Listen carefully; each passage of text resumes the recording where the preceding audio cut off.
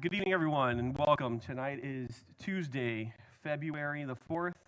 The time is 7 p.m. We'll call to order the City of South Miami Commission meeting. If you could please all silence or turn off your cell phones, we'd greatly appreciate it. Madam Clerk, if you could call the roll, please. Yes, Mayor Fernandez, Present. Vice Mayor Corey, Present. Commissioner Bonish, Here. Commissioner Kaye, Here. Commissioner Rodriguez. Present. You have a quorum. If we could please stand for a moment of silence, followed by the pledge, led by Commissioner Corey.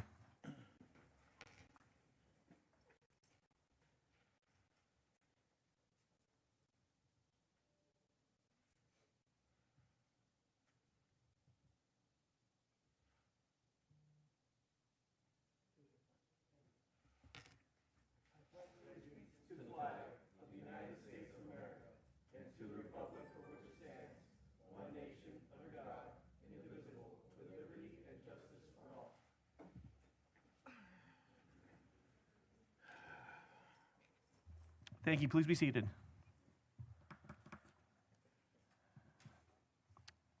Madam Clerk, I believe we have a presentation this evening. Yes, we have one. School zone enforcement overview. Great. Is Deputy Chief, are you going to be handling the... Oh, Captain Barzola, welcome. You're recognized.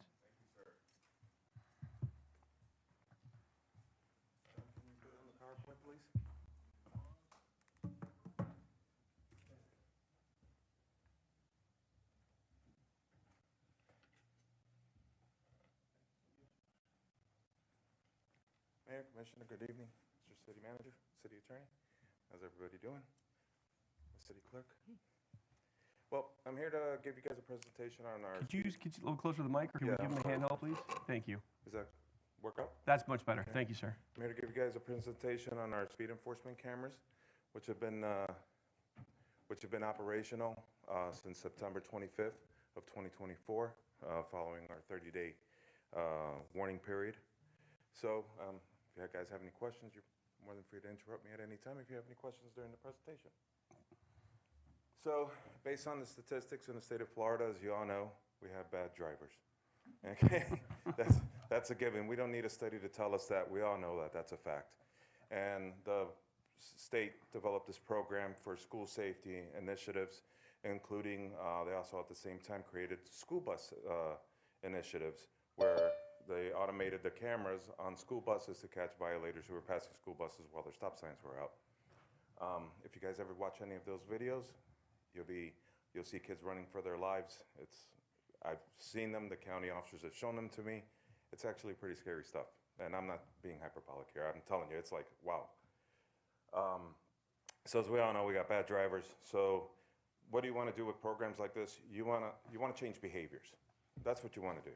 And you want to create a safer environment. And that's what you're teaching people to do. So what you want to do with a program like this is during a period of enforcement, hopefully you're changing people's behaviors. They realize there's a school zone there. And while the enforcement period is going on during the day while school's in session, hopefully they're staying within the speed limit in that area. So based on all the studies, like we said, we all know that Florida, we have horrible drivers. We're known for it worldwide. So they implemented this. So state of Florida passed a law allowing municipalities, counties to introduce automatic speed enforcement cameras within school zones. Right now, Red Speed is our vendor. Red Speed services Miami-Dade County, us, Miami Gardens, Aventura, Pinecrest, West Miami, Homestead, Coral Gables, Key Biscayne, and Sunny Isles. I can tell you, I don't know if it's good or not, but we were the first ones to go live. Pinecrest shortly followed us. I know that the county's currently adopting theirs or installing theirs. I believe they have over 200 cameras or 200 schools identified that they're going to be installing them at over the next year or two. So as we started with our program back in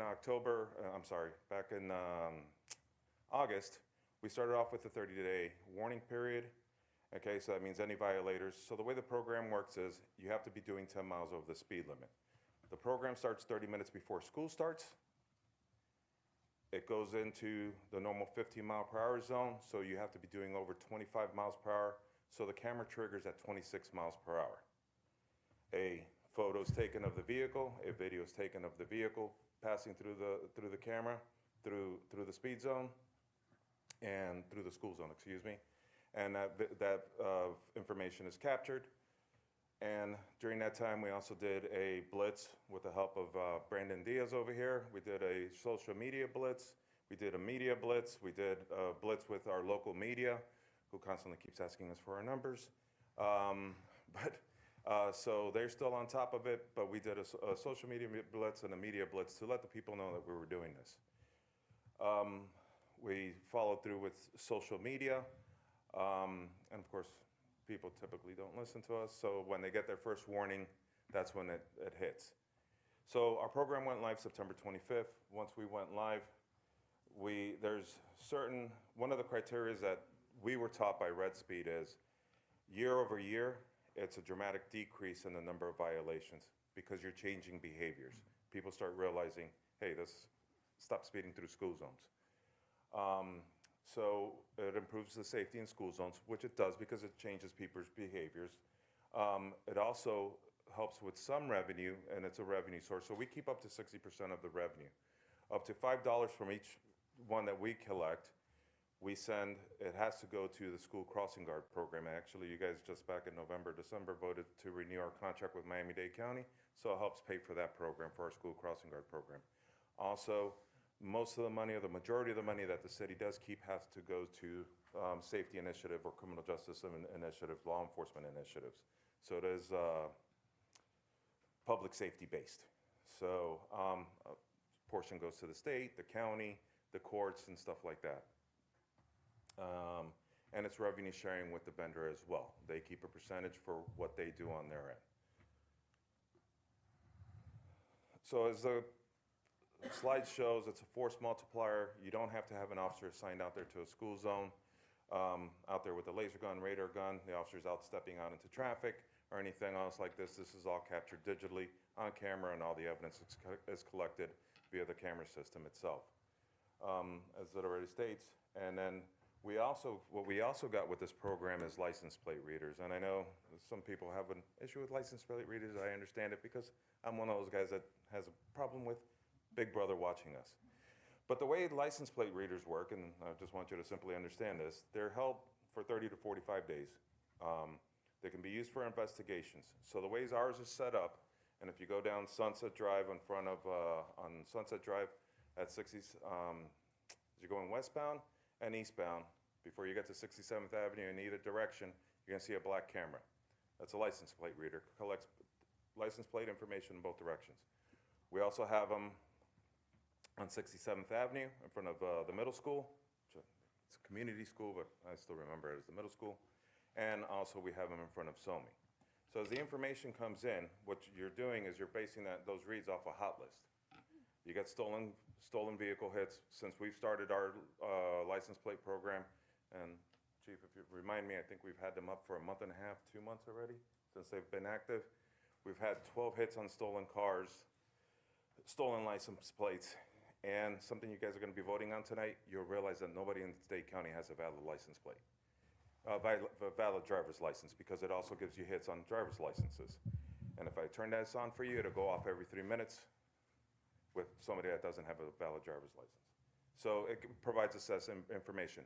That information on the capturing the tag for investigative purposes is kept for 45 days in the system. So, quick example, you're following a guy who's stalking a young lady. You want to know if he was in an area or close to her house. You run the tag, it'll give you the hits if the guy's been in the house. One of the things we also use it for, cars stolen in the middle of the night, the first thing you do is you run go to Flock, go to Vigilant, you run the tag, see if there was any hits on any of the cameras in our neighborhoods, in Coral Gables, in the county, or Pinecrest, see if the car drove through that area when they were leaving. So it gives you a sense of direction where they were going. Any questions so far? I know I'm a little bit Through the long-winded. Yes, you're recognized. Captain, so you just spoke about it. I just want to make sure we're talking about the same thing. When you said the thing that we're going to vote on later on this evening, you were talking about the cross with Miami-Dade County and using citations, or the ability through Miami-Dade County through this system to give citations? No. What were you talking about? I'm So sorry. there's a civil citation program that the chief wants us to participate in, the department's gonna participate, where it's basically a drive legal program. Oh. So it's in the first part of tonight or something Yeah, like that. I So understand. basically what it is, if you have a suspended license, before you go down that rabbit hole of getting one ticket after another, end up in jail, and you can't pay your way out of it, there's a program that they're going to develop where it's a civil citation program, officer's discretion. You get to go ahead and get your license back participating in the program. The goal of the program at the end is you pay some of your fines, you work off your fines, and you're able to get your license back at the end without having to go to jail and all that other good stuff. And education, I'm sure. I'm certain. Not going to jail is an education, so I would take that. So, like I said, I was making a crack, but if you listen to a license, nobody has a license down here. I mean, it seems like every other person has a suspended license or. I had an experience last year with your very efficient LPR. I guess it's in the Gables.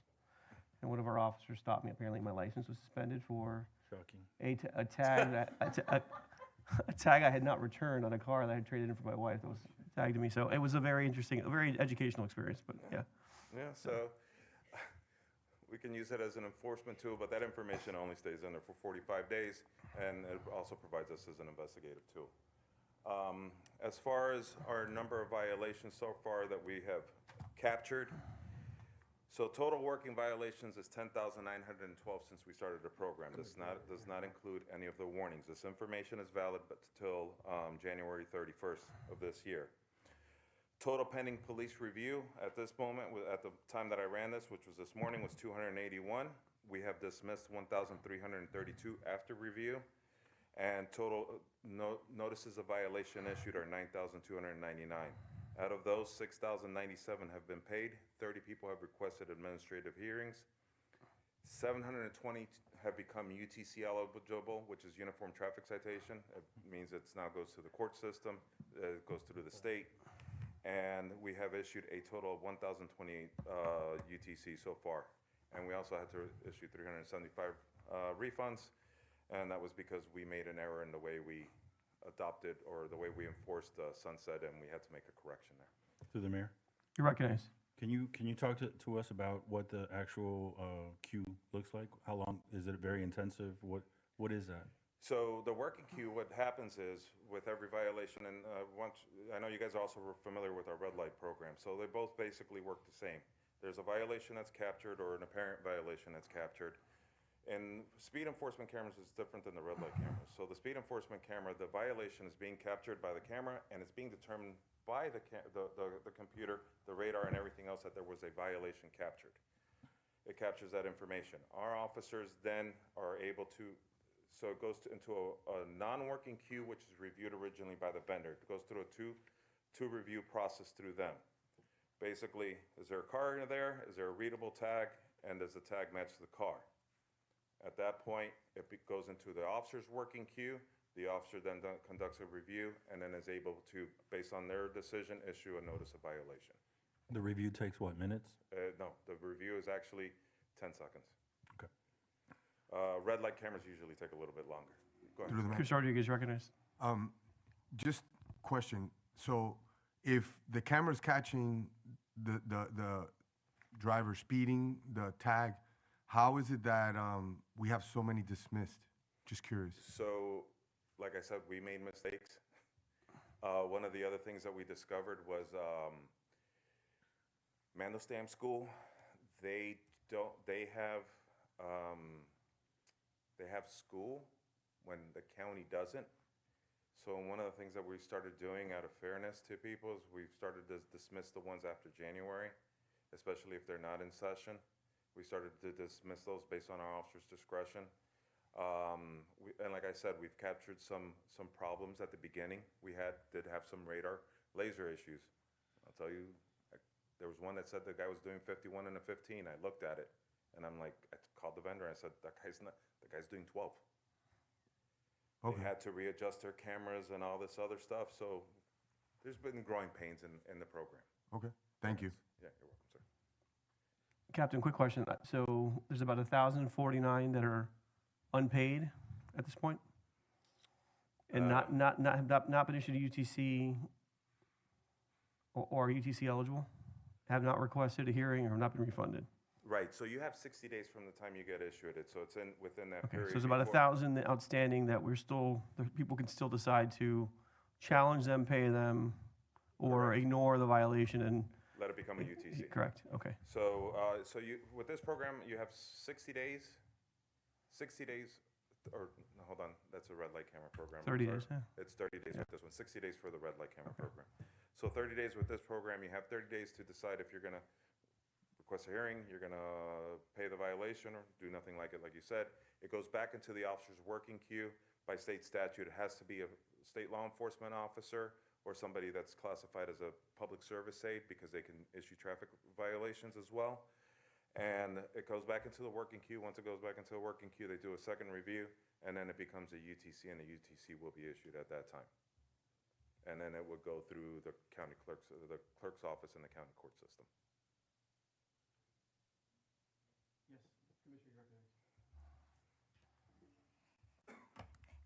Thank you for sharing this with us. I just want to make note of something, that when the conversation is being had of all of these LPRs reading, the car moved this way, it went that way.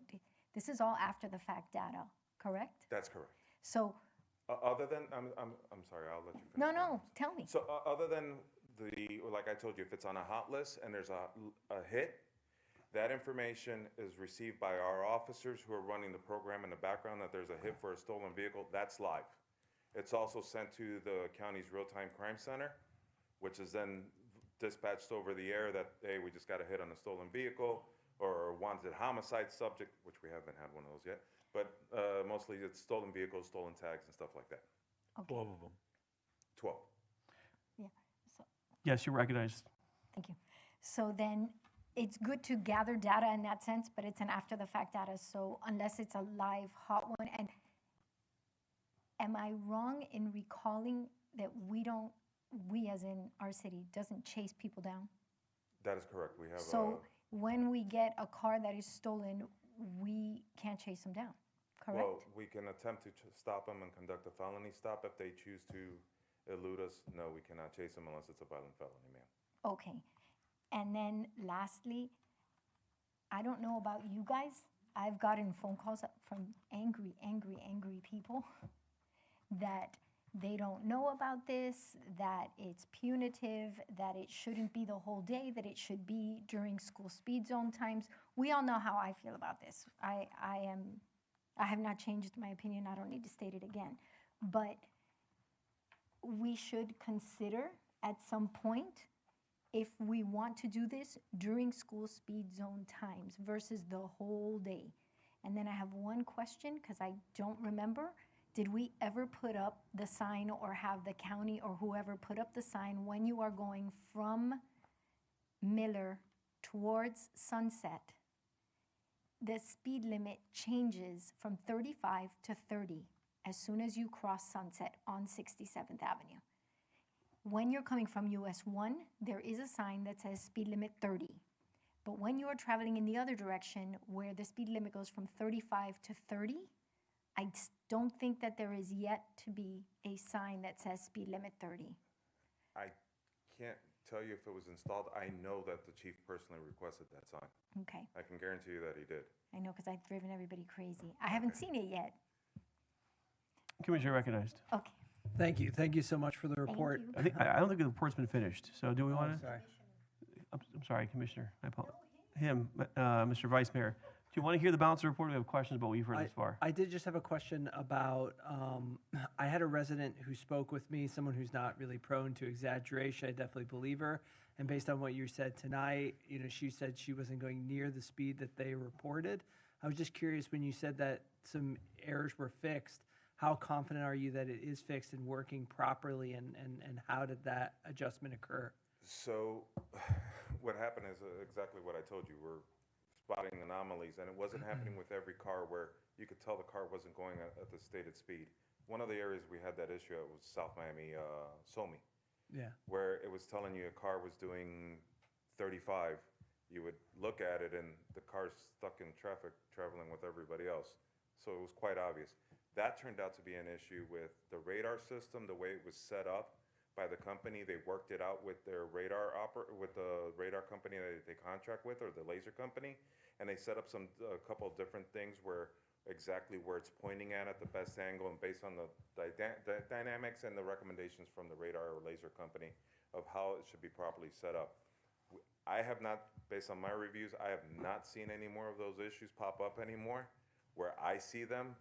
So I haven't seen them, and my officers haven't reported, any of my officers haven't reported them, and we told them to make sure that they're on the lookout exactly for stuff like that. Captain, on that point, those anomalies did not result in a citation being issued because they were caught in the That's- Q review? That's correct. Okay. Further questions? Nope. Okay, continue, please. Yes, sir. So as you can tell here, one of the things to factor in when you're going to tell if you're a success of your program is repeat offenders. So as you can tell, there's still the repeat offenders is 6%, 6% for October, 6% for November, 7% for December, and 8% up for January. So our goal is to reduce that completely, to get compliance and change people's behaviors. So we've had repeat violators. What the program has shown, based on studies, the ones that they've done in Georgia, where this program has been in place for several years, is typically it's a 90% complete reduction in violations, year after year. So, and then you can also do a demographics run, and this is because it says 56% of the people in Miami. We know everybody in Dade County has their addresses Miami, so it does it by zip code and everything else. And as you can tell, our biggest violators are from probably unincorporated Dade County, then Coral Gables, and our neighbors Pinecrest, and then South Miami residents. And that's it. And that's it? That's it. Okay. Closing questions or comments? Any? Thank you for the presentation. My observation, I unfortunately got a ticket very early on. Now I'm acutely aware of the hours, which are not all day. They're 7 to 4 currently. So with obviously reduced speeds during the peak school hours, I have gotten a handful of complaints, mostly about Mandelstam, which, my experience has been corrected by our team after the fact when they realized school was not in session for Miami-Dade County Public Schools.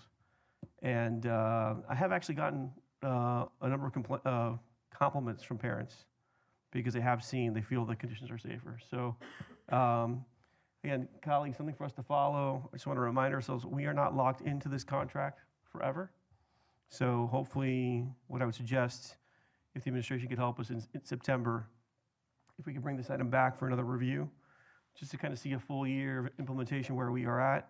I believe after the first year, we do have the right to terminate the contract without penalty. Am I correct? I believe with the 30-day notice at any time you can cancel. Okay, so I think after a year, probably would be worth seeing where we are, what the experience has been, what our feedback has been, what the scope of complaints has been, and assessing whether we want to continue this for another year or just continue it. But I want to remind ourselves, we do have that flexibility. That's one of the reasons we chose this vendor as opposed to an existing vendor that provides us services with red light cameras. So further comments or questions? Yes, sir. Through the mayor, Captain, just wanted to bring this up to you so you guys have it in mind. I haven't had the chance to tell the chief this. I live off 2 blocks off 67th Avenue by South Miami Middle, and what we're seeing a lot in our neighborhood. So I live on 64th, so 64th and 65th Avenue. What we're seeing a lot of is that people are trying to, divert from the cameras and going through the neighborhoods. So that's the only thing I've gotten complaints about, is that people are trying to not get caught by them, so they're cutting through the neighborhoods to pass the cameras. So the belief is that because the cameras are now using the back roads to avoid them? Well, there's been an uptick, like you can see considerably, there's been a lot more traffic coming through the streets. I've seen it personally, Okay. but not as much as 65th Avenue. 65th Avenue gets most of the people trying to, Okay, I'll definitely Just- pass it on to our traffic units, and I'll talk to the chief when just he gets letting back you know, from- in the mornings, Assistant main, chief is here. in the mornings, Okay. mainly. We can also put out a traffic counter out there to monitor, and we also have SDK, so we could check the traffic patterns if it's actually increased Yeah, or actually, not. that's what I suggest. I'd love to see, can we get an update on what we're doing with SDK and the data that we're actually acquiring? Yeah, I just About actually ran a how around schools we may be seeing speed rates change, just to kind of validate or disabuse ourselves of whether there's been a significant change. I mean, to me, I hear that and people say that, I'm wondering, it can't be any faster to go around the camera than just go straight through the zone, but maybe I'm wrong. But I think that we do have a contract, I believe, that we approved that gives us real-time data. Yeah, so the data's actually, it's 30 days old, sir. Okay, So the data, so what they do is January's data is available, December's data was available in January. So we'll have January's data shortly available now in February, so you have more up-to-date okay, but numbers. we'll have at that point, by now, we've got 120 days worth of data since we launched this program. So it should give us a sense of whether the traffic pattern has changed Yeah, in the absolutely. interim. So just, again, I think it's a good point to track, and obviously, we have now 2 motor units that are not forced to monitor this area, so we can get them out and deploy them into neighborhoods if we're seeing some complaints about that. Yes, sir. Further comments? Okay, thank you for the presentation, sir. Thank you, sir. Have a good night. Okay, I believe we have one add-on item. Madam Clerk, can you read it for the record, please? Yes. Excuse me. A resolution of the City Commission of the City of South Miami, Florida, amending resolution number 050-23-15984 to waive the requirement that the naming of Southwest 62nd Avenue between Southwest 40th Street and Southwest 44th Street in honor of Julio Urbana be done posthumously. Great. Without objection, we'll add that item on to tonight's agenda. Any objection? Seeing none, consider that item added on. Can I have a motion to approve the minutes of January 21st, 2025? We have a motion by Commissioner Kaya. Is there a second? Second. We have a second by Commissioner Rodriguez. Madam Clerk, if you can call the roll on the minutes? Yes, Commissioner Cayenne, Yes. Commissioner Rodriguez, Yes. Commissioner Moniz, Yes. Vice Mayor Corey, Yes. Mayor Fernandez. Yes. Minutes passed 5-0. Thank you. Mr. Manager, if we can get your report, please.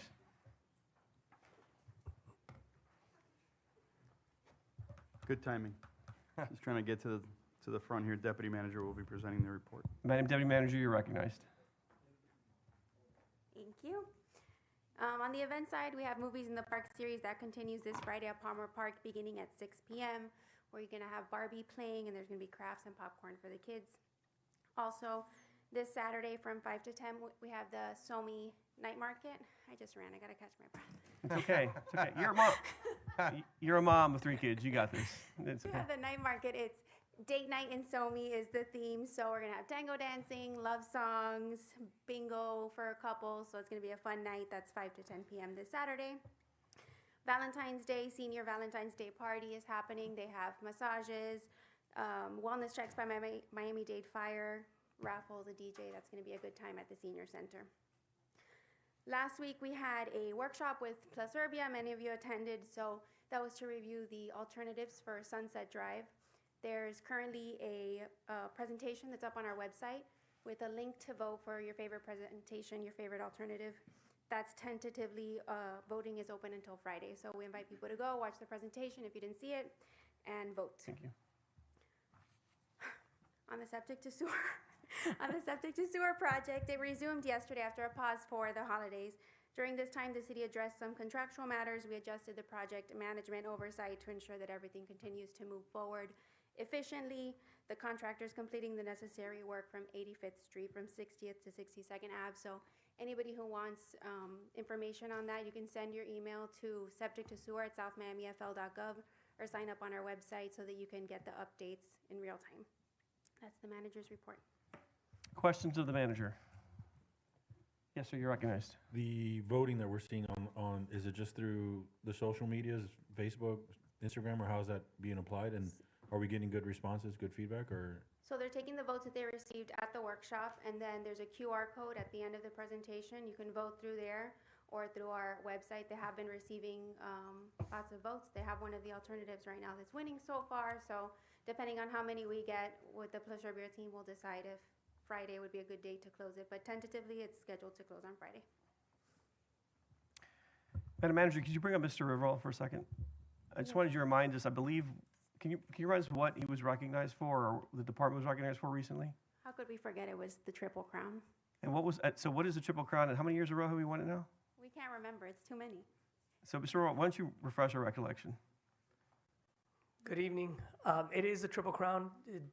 GFOA awards it to entities, which is only 5 in Miami-Dade County as of right now, and I believe less than 350 nationwide of the 86 or 85,000 that are qualified to apply.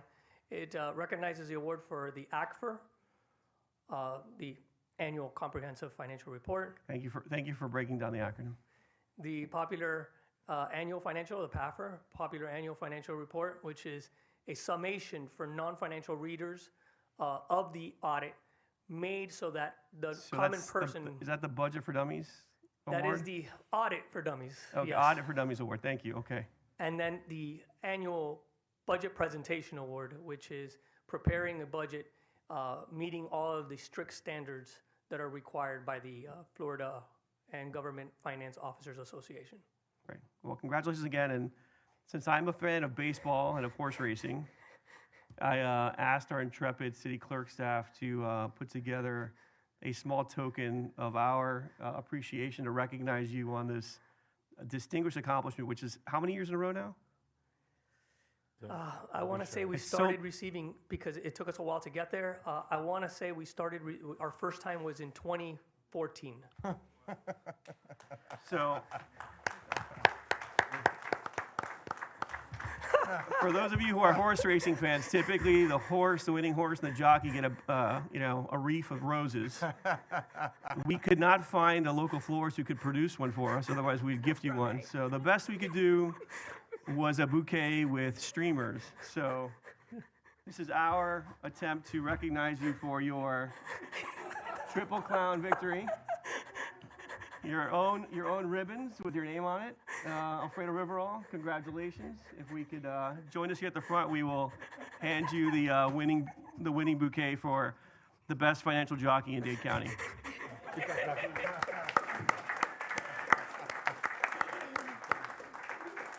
Of course not. We were trying.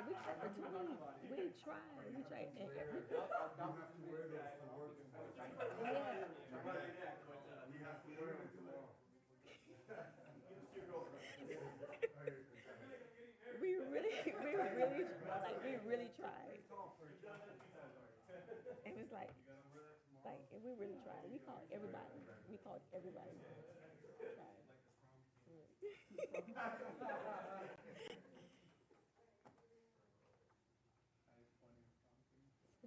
So did Jessica tell you what it was for? Oh, she didn't tell you.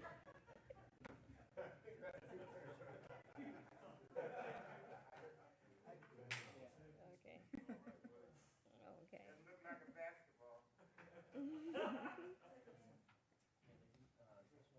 Oh, she did. Alfredo, there's a little vase here for you as well. Hey, We at least you don't have to shop for Valentine's now. You just freeze them. Oh, give me that. That's Jessica's. Give me that. Oh, the vase? Yes. Look, She said to give it back. he is frugal, so he may regift them. I don't know. Freeze them. Again, congratulations, and my sincere thanks to Nikki and Jessica for making my vision a reality. Thank you. Let's move on to the next item, City Attorney's Report. Something exciting. Come on, sir. Got nothing for you, man. Nothing? Okay. Just by way of comment, for the benefit of the board, I know we had a sunshine meeting recently on the pending litigation matter with Mandelstam. I've been asked to meet with him later this week and a business advisor, so I will report out if there's anything to share from that conversation at the next meeting. Okay? Public remarks. Let's move on to the next item on the agenda. Mr. McCants, you are recognized, sir.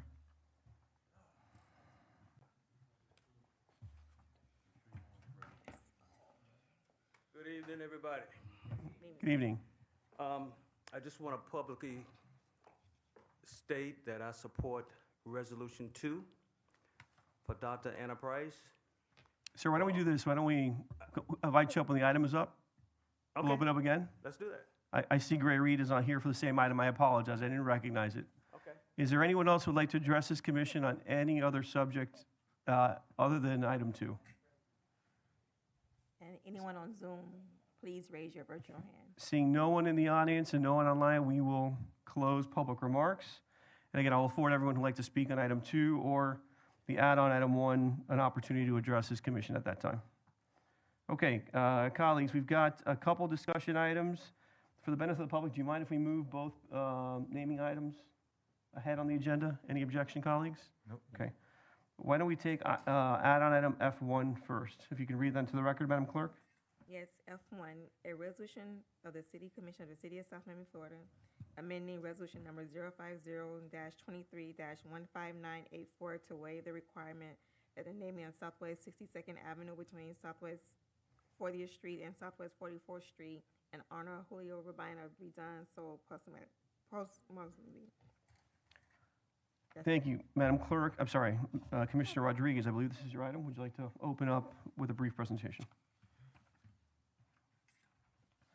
So in reason that I brought this up was because, we're going to, this was already approved, and I guess when we did the naming for Commissioner Gill, it looked to me that I think it would have been a very special moment for him to have with his daughter and with his wife, and for him to have been able to see it at the last moment of his life at that time. So I know that we're going to also bring this forward for Dr. Price, so I just figured that there would only be one person left on that list, so why alienate that one person that is pending this naming? So I brought this up to just do this now and basically that would just give us, everybody who's been named something, they get to see it while they're still here and enjoy with their families. Would you like to move the item? I move the item. I'll second it. Any further comments? Yes, Commissioner Bonich, I still can't get it down.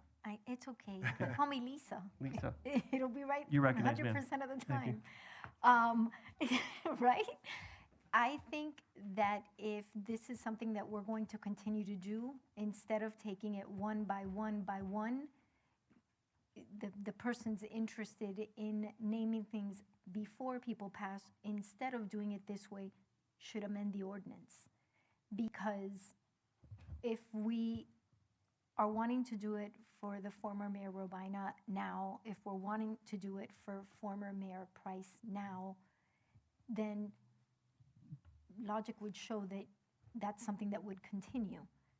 So instead of saying we're going to change it here and we're going to change it there, just change the ordinance and this ceases to be So I don't, deal. I'm trying to understand, change the ordinance in what way? Because all right now, the ordinance states that though you can name whatever it is, it cannot be executed until after they have passed. Unless there's a four-fifths vote. Unless there's a four-fifths vote.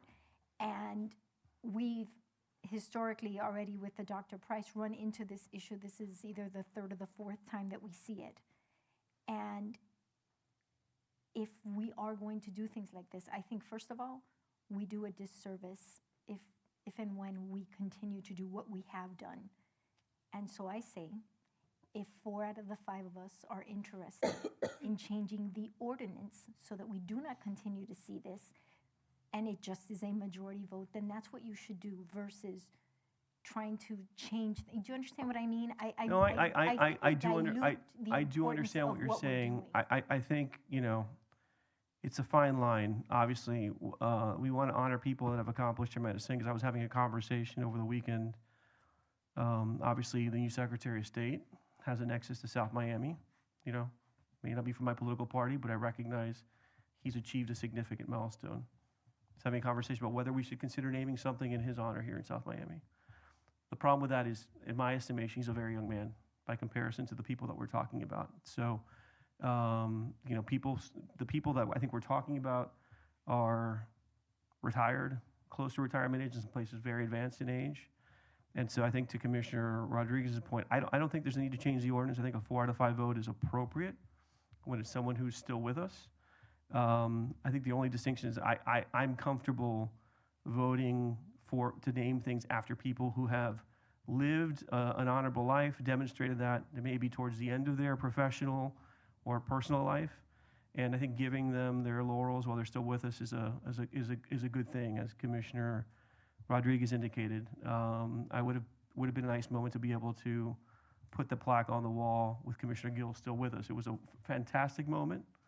With him not here, I think it would ever more special to be able to do that at that particular point in time. I think that's the only disagreement that we may have on this substantively. But I think the ordinance, as it's calibrated, it's fine. It's not worked perfectly, and certainly we're revisiting one item more times than I would care to. But I don't think the standard is wrong, personally. So I'm not trying to beat a dead horse here, but you Yeah. realize in the time that we've been on this dais, then we've tried to do this 3 times. Well, Well, actually, let's- now this let's- is let's- 4. I don't know. and- Let's at least 3, 4. We can. 4. Yeah. So we're talking about an item that's unrelated to that. So I don't want to mix metaphors. So Well, number one is but we're not, because we're changing it, we're wanting to name it after people that are alive. And what I am saying is, if that is the case, then it should be 3 out of 5 moving forward, because you might never have perfection, and you're dragging something around unnecessarily. Okay, And well, so it's a good point. I If- think you guys should If consider you feel that. strongly about it, I would ask you to sponsor the ordinance. Well, Further comments? Through the mayor. Yes, sir. Commissioner Bonich, I understand what you're saying. Maybe there could be some sort of, because I also do agree, reason I brought this is I don't believe Mayor Robina at this age is going, because, well, going back, going back, the precedence for this ordinance is, in case we do name this, example is Jose Canseco Street, and then it gets pushed back because of other things that a person will do after. Maybe we can set an age limit that if the person is at a certain age and still alive, that we can move the item or move it to do the naming while they're still alive, hoping that you don't think a 65-year-old person or older will do something in those late life years to. Can I ask a question to the clerk and to you, the sponsor? Do we know if, I know when we last considered this particular naming, we had moved to make it effective immediately for the mayor. Do we know if at the time he expressed an objection, do you know if he's expressed his agreement in this case? Again, I talked to him on Friday. Okay, so Madam Clerk, and he's yes, confirmed that you will. yes. Okay, I just want to make sure we're acting Yeah, yeah, consistent with no, his wishes as yeah. well. So, look, I at the time, even though he's substantially younger than the Reverend Dr. Price, I thought it was nice that his parents are much older, for them to also enjoy that moment. So my only objection to an age limit is that it could deprive people of that moment as well, particularly when your parents are substantially older, as his are. And I think for the family, it'd be a moment of a point of pride as well. Look, I think the ordinance is well calibrated. I think it gives us a chance to talk about these things. It's not always a perfect conversation, and sometimes puts us in a position of a little bit of discomfort. But these are not things that we should take lightly. To your point, I think, original point, Commissioner. And I think it's a healthy conversation. And I'm excited to see Mayor Robina's name go up on the street here. I think he served this community well. And for me personally, as a son of parents, I only have one living parent left. I know that I would be very proud to see my parents enjoy that moment with me if I was, a little older and was deemed to be worthy of such an honor. So happy to vote for this item for that reason. And through the mayor, this Yes, sir. these are special instances where you have the first African American mayor and you have the first Hispanic mayor. So again, it's not it's a fine line. So I don't believe that this will just happen with just anyone going forward. I think these are just 2 special cases. Further comments? Yes, ma'am. I think maybe either I misspoke or you guys misunderstand what I'm saying. I'm saying the way that it reads now is it's after they've passed or 4 out of 5. I'm saying if you guys feel that it should be when they're alive, then it shouldn't have to be 4 out of 5, 3 out of 5. You should make it whatever it is that makes you happy, because y'all are more interested like you've mentioned, in having it for someone who's alive. That's all I'm saying to that. And I don't know if I'm explaining myself. Yeah, I don't disagree, and I'm not explaining myself clearly, which is, I don't disagree that, I think it should be hard to name something in honor of someone who's alive. It should be near unanimous, if not unanimous, as hopefully these items will be. So I agree with you. It should be, the standard should be, we do it posthumously, but when someone, I think, warrants the distinction while they're with us, you know, and we know, I mean, the reason I think the standard should be higher is exactly the example you mentioned. Sometimes we name something after someone, you know, Bob Menendez was someone most people thought was beyond reproach, served this country as a senator for many years, and it turns out much later in life, he did something that not only embarrassed himself, but his constituents. And so, again, the examples that we've cited where we've made these decisions before, people are, you know, approaching the end. I, you know, have heard that Dr. Price, in the case of the next item, is not doing well.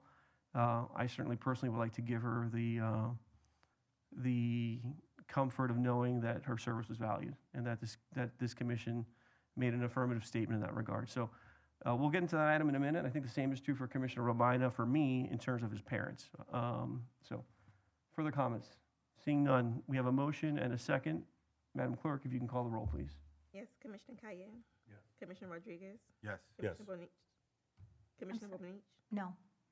Vice Mayor Corey? Yes. Mayor Fernandez? Yes. Item passes 4-1. If you could read item P2, please. Item 2, a resolution of the City Commission of the City of South Miami, Florida, approving the naming of a park to be established on a portion of city-owned property located at Southwest 64th Terrace and between Southwest 60th Avenue and Southwest 61st Court in honor of and after Dr. Anna Price.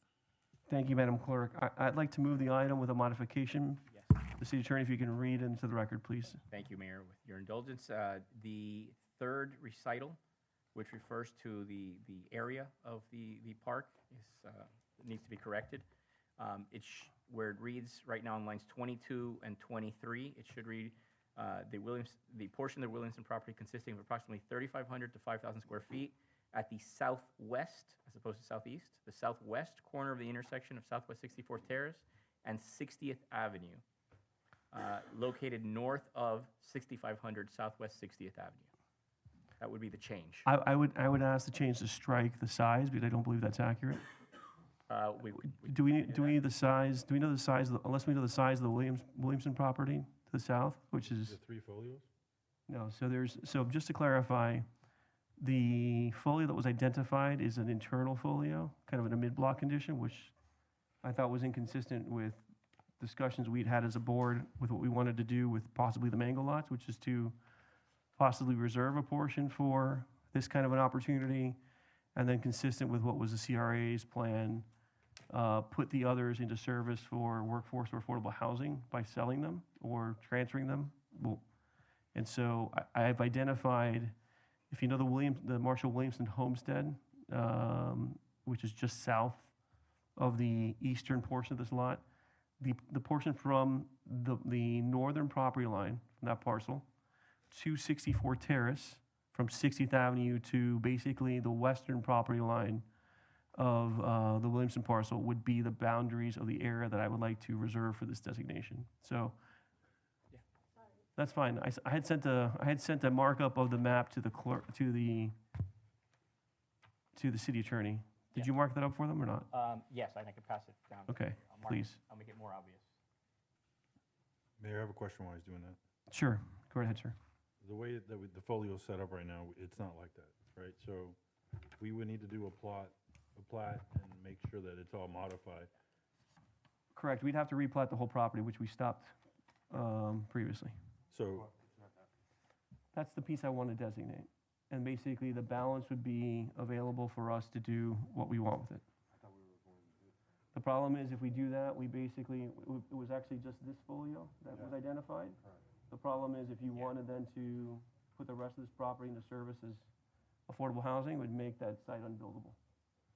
So my thought was connect these two parcels, one which is the homestead of the area's founder with the immediate parcel to the north, so that you could actually designate that as a heritage site at some point in the future, and put the balance of the property facing 64th Court out for solicitation for affordable housing development.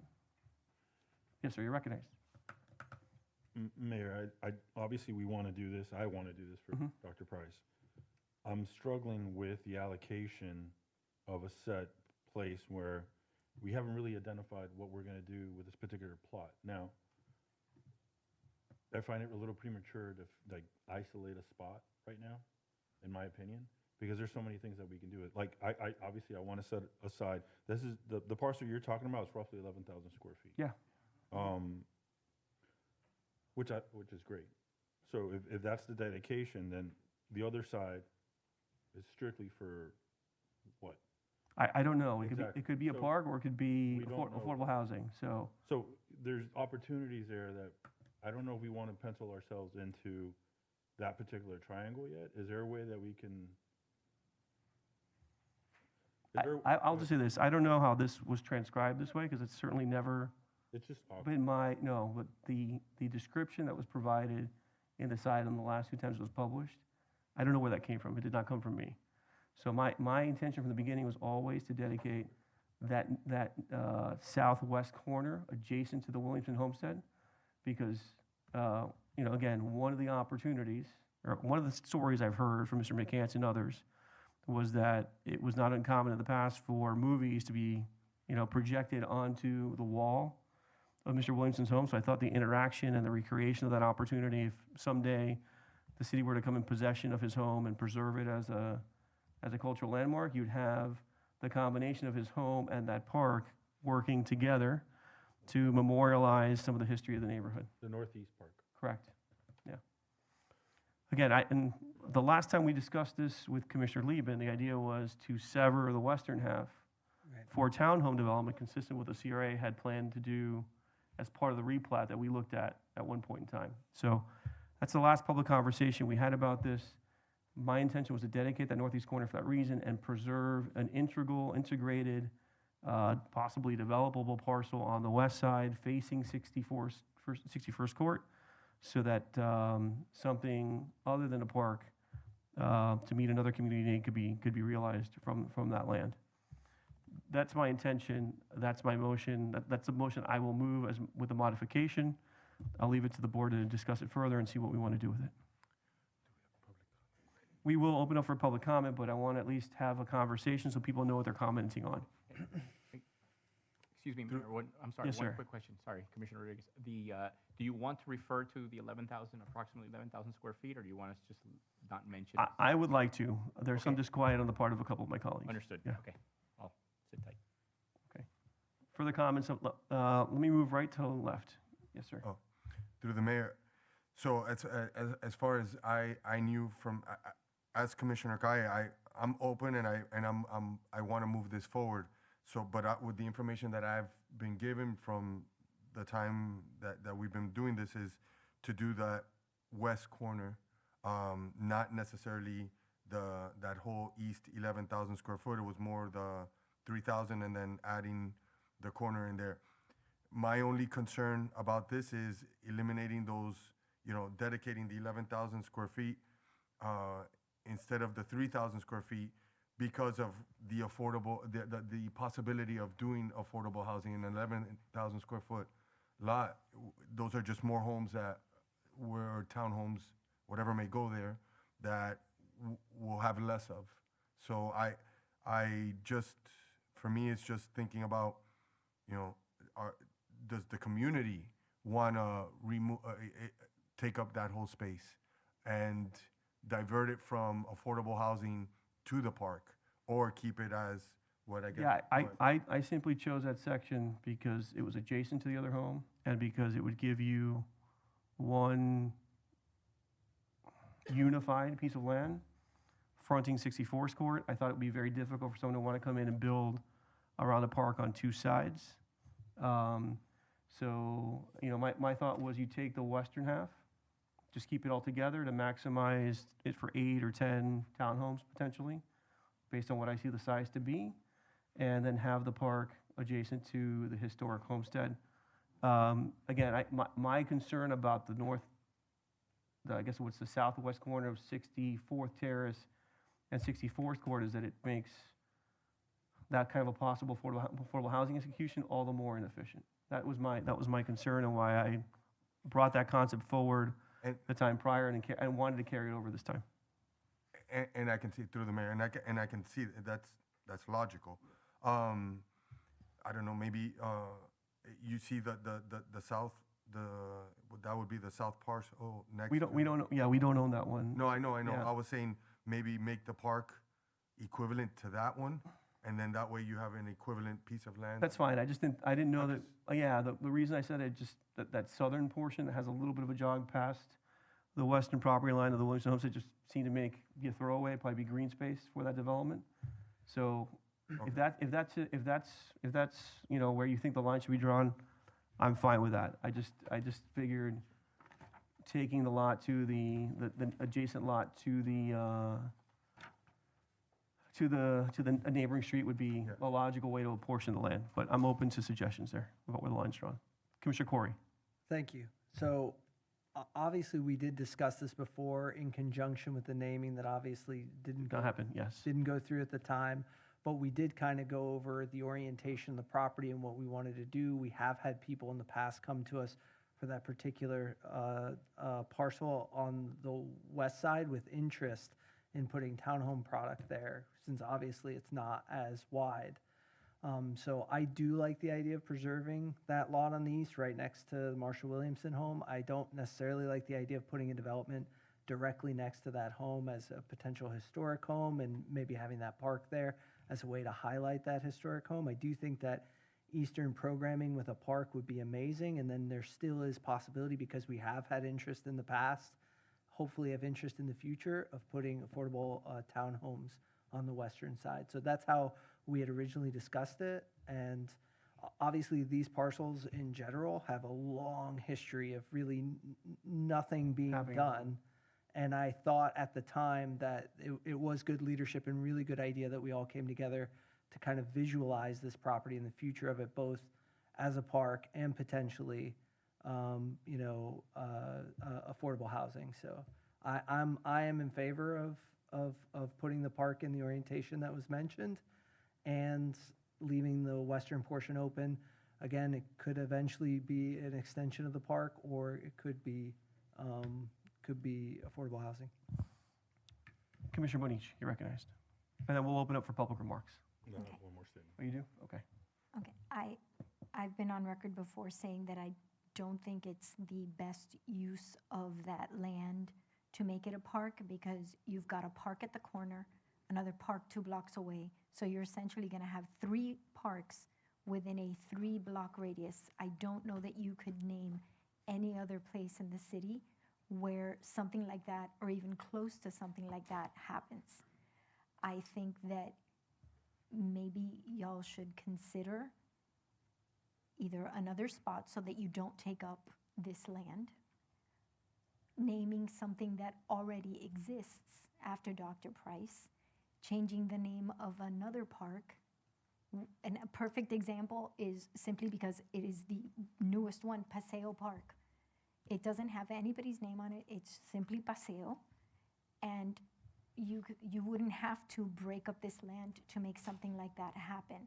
When you are talking about land as it relates to availability in not only the city of South Miami, but Miami-Dade County, taking something that could be buildable as either affordable or workforce housing and taking originally 3,000 and now 11,000 square feet to make it into a park at the corner of a park, 2 blocks from a park, seems like not a very sound fiduciary decision when it comes to the city. If we want to throw land value and value in general as could be had for that property and disregard it, that definitely is a choice to be made.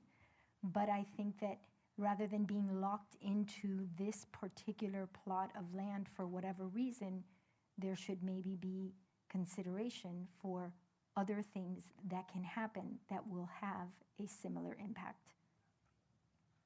Okay. Commissioner Kaye.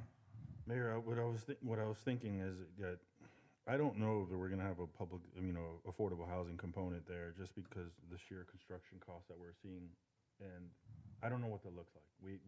No one's come to me at all with. I have had one person already approach me about it. I have, So, I I mean, have I'll a meeting put on out the Thursday record. about it too, but I haven't seen it. Okay. So the way I wanted to dissect this maybe a little bit differently was maybe allocate a percentage of the lot, just in general, whether it's 20% of the lot dedicated to a park that's dedicated to, because I don't know what the designs are gonna look like. We don't know what opportunities are gonna come down the pipeline.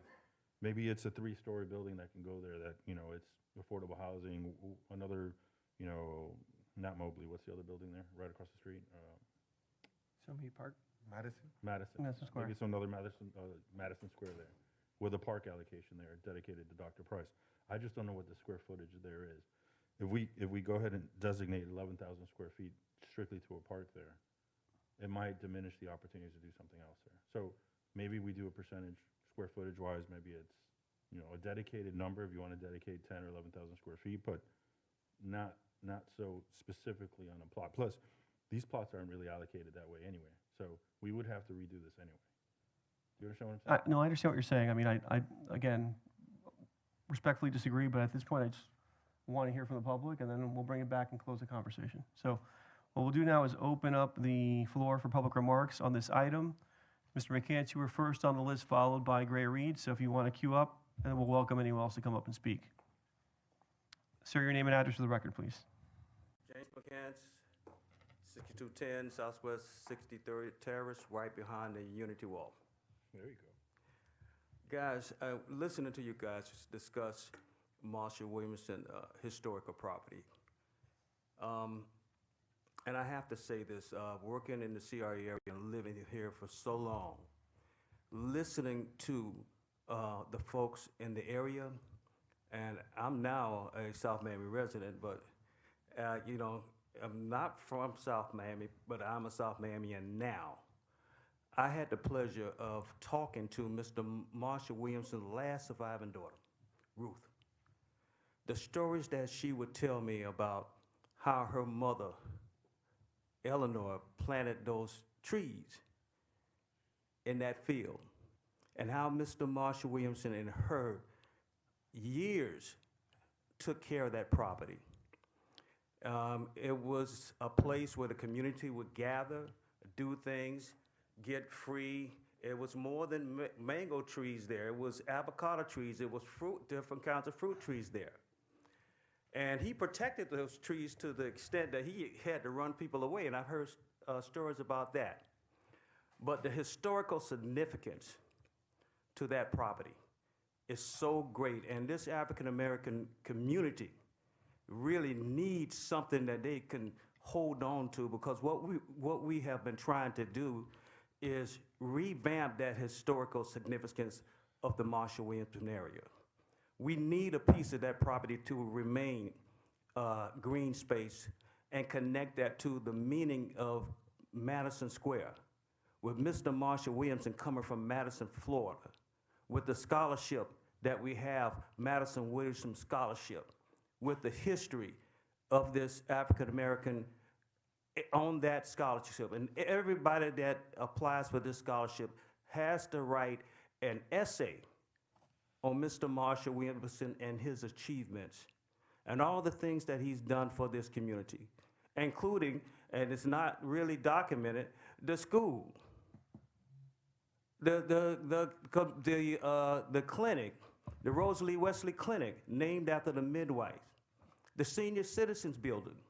And I can go on and on, but the historical significance is so great, and we have lost so much history in this area. So I ask you to keep that in consideration. We don't want to lose that piece. Now, the original plan that y'all was talking about was put before you by our CRA department. And the original plans was to continue that land from the historic Marshall Williamson house all the way to the corner of 64th, just like he said. And the rest of it on the backside of Mr. McCants, in closing. Okay. Thank you. We wanted to keep that. But Okay, and with my original reason for coming up here is to support Anna Price, number 2, and I want to support Julio also. Thank you. Okay? Keep the historical significance in mind. Thank you very much. All right. Ms. Reed, you're recognized. Yes, I simply want to support the naming for Anna Price, that she's given so much to this city. You know, not only is the first African-American mayor, only African-American mayor, but all the work that she did with the Upward Bound program and the Marsha Williamson Scholarship and the Community Relations Board, that she's just poured her heart and soul into this community. And I think that honoring her is the right thing. And I say this in a very, heartfelt way. It's not just a kind of resume. It's who she is as a person. And I think she embodies the qualities that we value. Thank you. Thank you. Further comments? Mr. Levi Kelly, you want to come forward? Commissioner Watson, do you want to come up as well?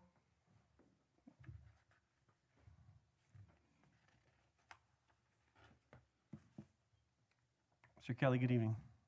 Levi Kelly, 6250 Southwest 60 Avenue here in South Miami. I've had discussions with Dr. Price about the naming and so forth. And she was appreciative of having that named after her, but she also, her main goal was, and I served on the CRA board with her, was to make sure there was affordable housing on the west side of the park. That was her main goal. She said anything beyond that was gravy, okay? Now, to be frank with you, she would not sit here and say, okay, you named the park after me. That's not Anna Price. But she's done so much for the community in terms of her dedication, her ability to communicate with those who at one time on the board resisted anything in that community. She was able to win some of them over because of her vision for the city as a whole. That was Anna Price. I mean, I think it's a no-brainer that we sit here and debate the issue. I think, but I also understand the issues of the footage and the setbacks and so forth that has to be relooked at. But certainly, I think the added value would be to have a green space, not only for whatever's to come down the pike in terms of housing there, but the present housing you have now. We're losing as much green space as we have now, whether we have a park at a couple of corners. We just don't have it. I woke up a week ago and heard this bamming outside of my window. Not 200 yards up the street from me, there's another house going up in a vacant lot. One of what I call the matchbox, the stick box houses, right on the corner. You know, another open fresh air space going. We're losing our canopies because of all the quick building and so forth. But I think that she would applaud the fact that the thinking here is to put some affordable housing in that particular area, but also I would applaud the fact that she needs to have something recognizable for her that's sustainable for a long period of time. Thank you. Thank you, sir, for your comments. Okay.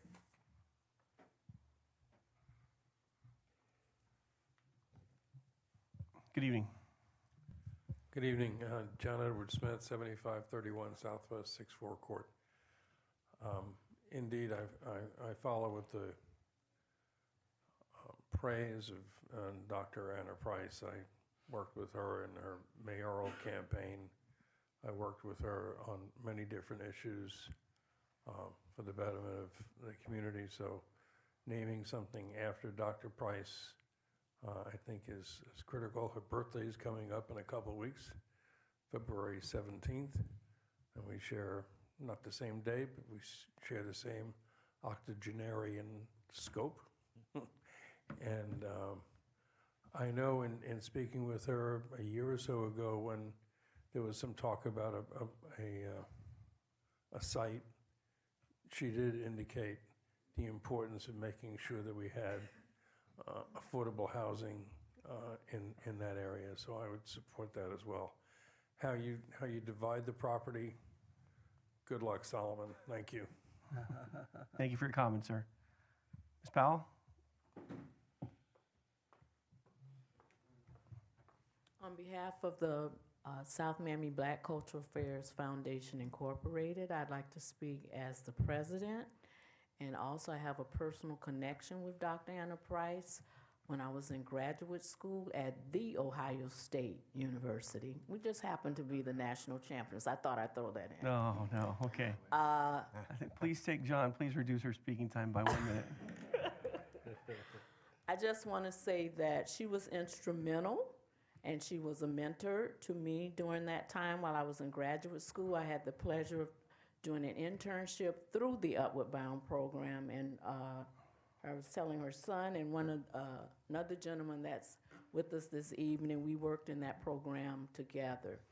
And she really changed and transformed the lives of a lot of young people from all backgrounds. So in terms of, and our particular organization is about historical preservation, because I think that history is important. You don't know where you're going unless you know where you've been. And that was a famous quote of John Smith, a very famous African-American historian. I think it's quite important that, and I would like to echo what Mr. McCants said, I think it's important to look at historical significance, because location might not be important to certain individuals, sometimes because we don't have a sentimental connection, if you will. And that's not, coming from a negative place. I think it's important. So I think location, historical significance, and also preservation of a very thriving community. And I think that is something that's very important that you need to consider. So please keep that in mind. Sometimes a place, the location is very important because it has a historical significance. History-wise, if I recall correctly, I grew up in South Miami. I went to G.R.E. Lee Elementary School when it was segregated. I was one of the first classes to go to South Miami Junior High.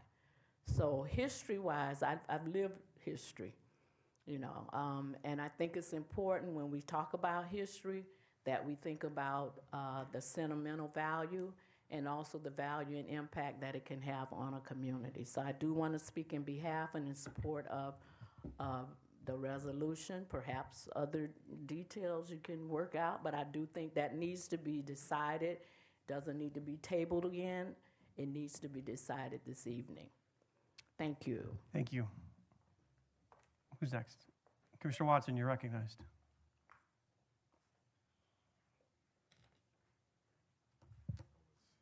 Good evening, everybody. Good evening. I was halfway on my way getting ready to go overseas, and I realized the day was the date that I was supposed to come and speak to this issue. A lot of you guys may not know me.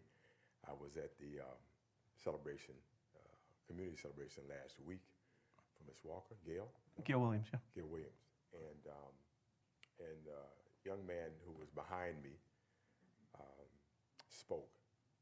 And of course, I have my good friend, the mayor, who at some point, very, very long time ago. Another lifetime ago. Worked for me on a project for Miami-Dade County. My name is Jeffrey Watson.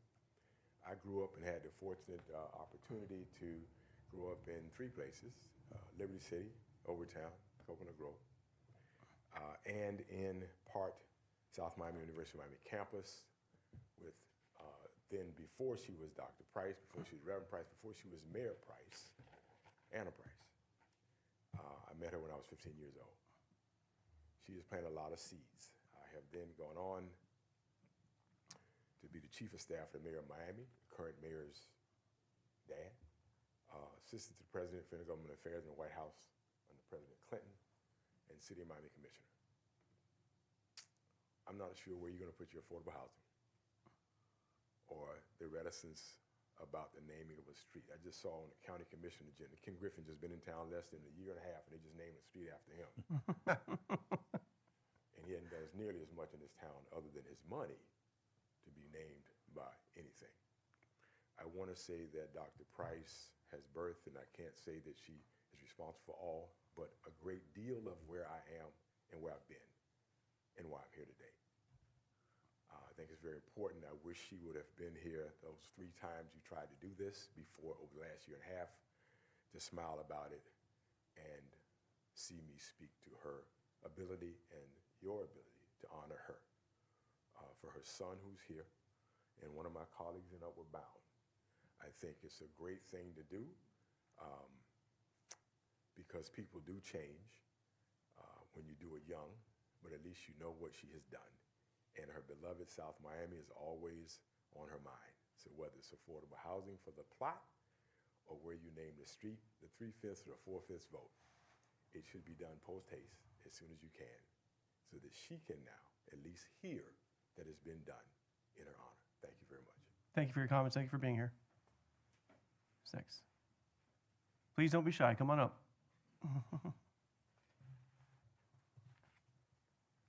Good evening. Good evening. Honorable Mayor, Commissioners, Vice Mayor. My name is Etta Cox Condrington. I am a product of Reverend Dr. Anna Price. Jeff forgot that I was one of his class members too. We were all in Upward Bound from 1972, 73, 74. And Gerald and I worked for her in 76. She said you had to complete 2 years of college, then you can come work for us. And we did that. Working for her, it was like sometimes you had 2 or 3 jobs. She made sure you were working. She is totally 100% responsible for me coming out of the ghetto on food stamps, going to college. Through her Upward Bound program, we went to school at the University of Miami on Saturdays. In return, we got a stipend for $7.50, which we could have a really, really good time. But knowing her personally, I was her babysitter. She had 2 children at the time, Hollis and Stacy. I can attest to the fact that she helped hundreds, if not thousands of us, from Homestead to North Miami, and North Miami, even City of Miami too. She always had 100 of us every year, and she exposed us to everything you can imagine that we never would have got to do. She took us to colleges in other states. She exposed us to plays, concerts. We were fed well. We were educated. On Saturday mornings, we had to take classes, math, reading. She made sure we took SATs. Whatever needed to be done to get you to the next level, she did that. And unfortunately, when her daughter got the opportunity to go to college, she was tragically killed in a car accident. And most of her students, hundreds and hundreds of us, came back to support her. But she has worked absolutely tirelessly to help so many kids, so many students, not just us, but when she was working at the University of Miami, she helped a lot of athletes through that graduate, go on to the next level. So if anybody wants to know anything about her, we 3 are products of Reverend Dr. Anna Price. Gerald? Thank you for your comments. Sir, you're recognized. Thank you. I'm Gerald Darling. I reside in 3500 Walnut Grove Road, Memphis, Tennessee. I'm a native Floridian. I'm a retired police chief from the City of Miami, School Board Police, and retired from Memphis, Tennessee, School Police in Safety Division, retired there as a chief. So over 42 years in law enforcement. Right now, with working with Dr. Price right out of college, I worked directly with her as the counselor coordinator for the entire organization. Jeff and I, when I would come home, we would make sure that we took her to lunch, dinner, and just thanked her and loved on her for what she did for us. Right now, I'm retired, but I had the opportunity to come back under Mayor Carvo's office and work with her son Hollis, and run the Engagement and Outreach Division, a division that they developed for me to assist them in getting all of the community action agencies up and running, which we were able to get done in about 3 or 4 months. So I'm officially retired again from doing that. But I just want to thank you all, and it's great to stand in front of a commission and a group of distinguished commissioners again, and just thank you for your consideration of this. And Dr. Price, when I would come home, she would say, Gerald, please, not whatever you can do, not to be pushy, but talk to them and see what you can get them to do about that situation. And I'm here. I have to head back to Memphis right after the Super Bowl. But I'm here, and thank you all so much for this consideration. Thank you. Thank you, sir, for your comments. Thank you for being here. Sir.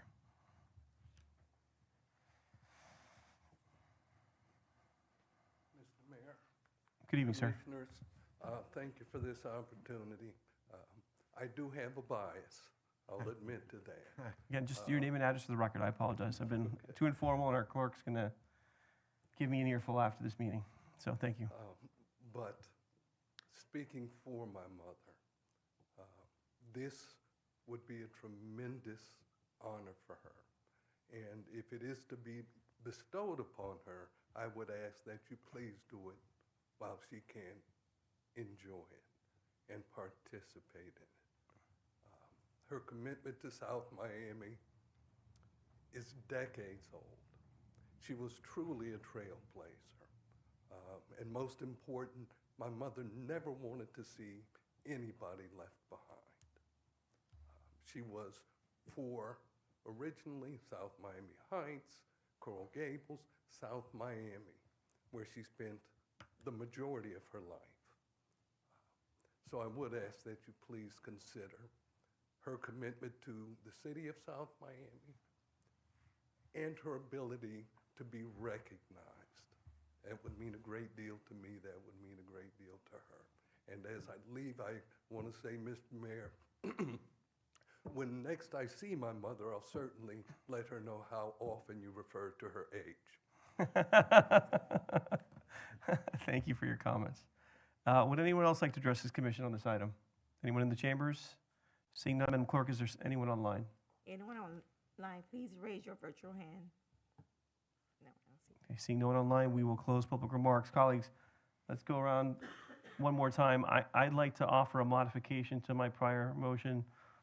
Commissioner Guy, best I can ascertain, again, not to put a definitive number on it, but I would like to see not less than the eastern 80 feet of that northeastern portion of the lot be reserved for the park. That would put it in parallel, at worst, with 6518 Southwest 60th Avenue, which is the smaller parcel just south of the Williamson Homestead. So I'm not sure where that puts us from a square footage perspective, but at least would mirror the condition on both sides of that historic homestead. Okay, that would be my modification to my motion. Was there a second, Madam Clerk, to my motion? No. Okay. With that modification, would anyone like to second, and then we can go around for a closing round of conversation? Through the mayor, Yes, sir. may I add another motion as well? These trees that are there are historical trees, Mr. McCants, that Mr. Marshall Williamson planted. His wife planted. So I am agreeing with your motion. Also, can we make it a motion to protect those trees? No, yeah, part of my motivation for wanting to at least preserve some of this as park space is to preserve some legacy of those trees. Okay, So, all right. So as okay, long as the yeah. trees are Yeah. preserved, I'm good. So, I'm sorry, can you repeat what your lot was again? so again, I believe that the lot to the south, 6318, is roughly 80 feet deep. So I would suggest that we reserve not less than the easternmost 80 feet of that north portion for a passive park named in honor of Dr. Price. Okay? If we, at some point, decide we want to go beyond that, we'll have that flexibility to look at a replat for the site. Okay? Okay, so I do need, yes, you have a question, sir? Yeah, I was just wondering, because I'm looking at this right here. Yes. And it has it at 105 feet. Is that from the street? I just want to make sure we've got the numbers right. See, there it says 105 feet.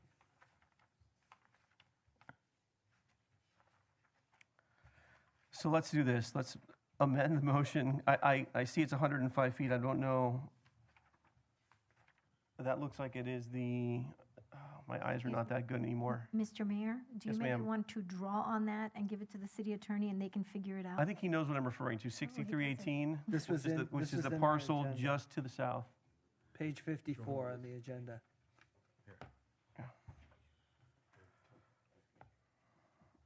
You want to do the same size as that lot? Yeah, because then it makes it a perfect U for the development. Oh, okay. And in fact, if I could just, Please, go ahead, no, take it. Take it. so like, if you look at this. Hold on a second, guys. So just to ask before you speak. Sorry about that, sorry. No, it's okay. Mr. City Attorney, are you clear on the intention? It's basically to mirror the western lot line of 6318. I believe it was, I'm going off what's on the county records. They reflect a dimension of, I think, 55 by 80 for that lot. But, you know, again, just to mirror the western lot line, whatever the dimension is. 6318. So if you went on miami-dade.gov and you did a parcel search, you'll see that I think it's a 55 by 80 dimension. 518, right? 6518, Yeah. my apologies. Got it. Okay. Okay.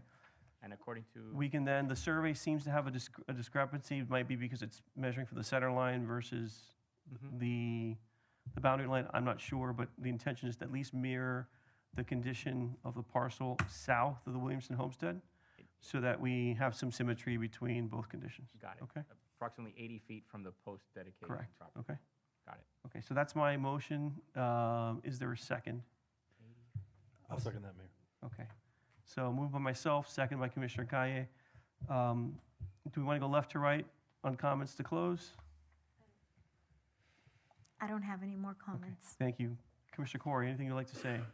No, I mean, I'd just like to say that that western portion, looking at the survey, is more appealing than it seems on that map because the distance from the street on the other side is further.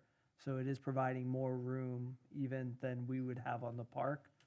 And that U shape obviously allows for a little bit heavier development on the edges, including where the corner lot is, which you would expect to be the highest intensity. So I do like the orientation. Obviously, I'm a huge fan of naming the park after Dr. Price, preserving that area, preserving those trees, and highlighting a historic property in the city of South Miami. So I'm just very happy and honored to be able to vote on this. Thank you. Commissioner Rodriguez? Okay. Commissioner Kaye, you're recognized. Yeah, again, Vice Mayor said it, it's an honor for me to actually finally do this. We've been trying to do this for a while. Dr. Price has been nothing but sweet, caring, nurturing. We've had many coffees at Denny's. I don't know why she likes Denny's still, but that's where we have our coffees. So I'm really happy that we're probably doing this now, moving forward. So we have my second vote. We can go ahead and vote. Thank you. I just want to say in closing, I think it's appropriate in Black History Month to recognize our city's first African-American mayor. But again, as she would say, as she has in the past, this is not just about her. And I'm not doing it just for Anna Price. It's about what she embodies in the history of the city in a neighborhood that, in my short political career, has changed dramatically since 2018, when I knocked on 25,000 doors in 6 months in my first race. I walked this neighborhood 6 times, and between that and my mayoral race, in just a few years, 4 years later, the neighborhood went, I'd say, from 8 and 10 doors being African-American to under probably, 6 and 10 doors being occupied by an African-American household. So for me, this is also about preserving the legacy of the neighborhood, taking two pillars, representatives of that community, Mr. Williamson and Reverend Dr. Anna Price, and trying to preserve a portion of the city to kind of honor and memorialize that history. I make no apologies for preserving land for parks. There are many other parts of the city where we could use a lot more park space. If we've got one that's got more than every other, it's had a lot less of a lot of other stuff. It'd be great to keep land for public parks there. And we all know the economic value of parks and what it means for neighboring property value. So I think this is value creative not only from a social and historical perspective, but from an economic perspective. And, I think it also preserves what's been a longstanding mission and opportunity for the CRA, which maybe under the leadership of this board will finally come to life, which is developing a portion of it. It will be a shame to lose some of those fruit trees, but preserving something so we can actually, again, keep members of this community thriving in this community. And hopefully will be some affordable housing here in the not too distant future. So with that, we've moved the item, we've seconded it. And Madam Clerk, let me just close by thanking all of you for coming out now on multiple occasions, to Jeff Watson, who's been a longtime friend and gave me an opportunity to work on an empowerment zone application now 30 years ago, which probably, seeded some of this interest in public service, born of the love that Dr. Price poured into him. Thank you all for coming and for being part of this moment. Madam Clerk, if you can call the roll, please. Yes. Commissioner Kaye? Yes. Commissioner Rodriguez? Yes. Commissioner Bonish? No. Vice Mayor Corey? Yes. Mayor Fernandez? Yes. Item passes 4-1. Thank you very much. Madam Clerk, item N1, are we required to take any action, or does this need to be read into the record? Which one, I'm sorry? Item N1, or, no, okay. So just for the record, have it noted that Sally Phillips has been appointed by Commissioner Rodriguez to the Green Task Force. Given that we've got Mr. Muirette and his team waiting in the wings here online, colleagues like to call item M2 for discussion. If you could read that into the record, Madam Clerk. Yes. Sponsored by Commissioner Rodriguez, current scope, timing, and approach of the Proservia placemaking project for Sunset Drive and adjacent streets. Thank you. Commissioner Rodriguez, you asked for the discussion item, so I'll recognize you to start the conversation. Thank you, Mayor. As we discussed in the Sunshine meeting, I met with Fabian and Manuel last week, and it just came to light that we have reached a point where we have no CDs approved on our Sunset Drive redesign, and at the same time, it does not include any design work, as far as I'm concerned, and I hope I'm wrong on this, any design work when it comes to the 73rd Street and the adjacent streets. So the reason I bring this forth is to have a discussion with the fellow commissioners and the mayor to try to get this rolling and get 73rd and some of these adjacent streets get work going on design and moving forward. That way, when it comes time to proceed, we don't start from scratch. We basically already have design, have what we need in place in order to go straight to CDs. And for those who don't know, CDs mean construction documents. Okay, colleagues, do we want to start with just a recap from the administration on what is actually in the scope of our current engagement for Proservia, just to kind of level set the conversation? Because I want to understand. I've had a conversation with Mr. Muirette about where the gaps are. I concur with Commissioner Rodriguez. We want to move all this stuff forward as quickly as possible. But what does task 2 and 3 cover in terms of actual work product? So I don't know who's in the best position to elaborate that, Mr. Manager or our consultant. So I'll let Proservia kind of fill in a little bit as to the work that they're doing and what can we expect moving forward. But as just as a reminder, tasks 1 through 4, which includes up to managing public participation efforts with some conceptual designs, were approved. Construction drawings, as Commissioner Rodriguez mentioned, were not. And so I think your conversation today, Commissioner Rodriguez, if I understand it, you're trying to understand, at a given point when we end up with a concept or design for Sunset Drive, where would the adjacent street be at that point in time? And it's your understanding that maybe it won't be at that same spot necessarily. And so we want to be able to shed some light on, from Juan Mullere from Plus Urbia, on their work, and that then can influence your conversation as to, okay, how do you... Chad, let me ask a more direct question. So just to kind of make sure we get in the right frame here. So I'm looking at the description of task 3, and it's got, I circled 1, 2, 3, 4 items.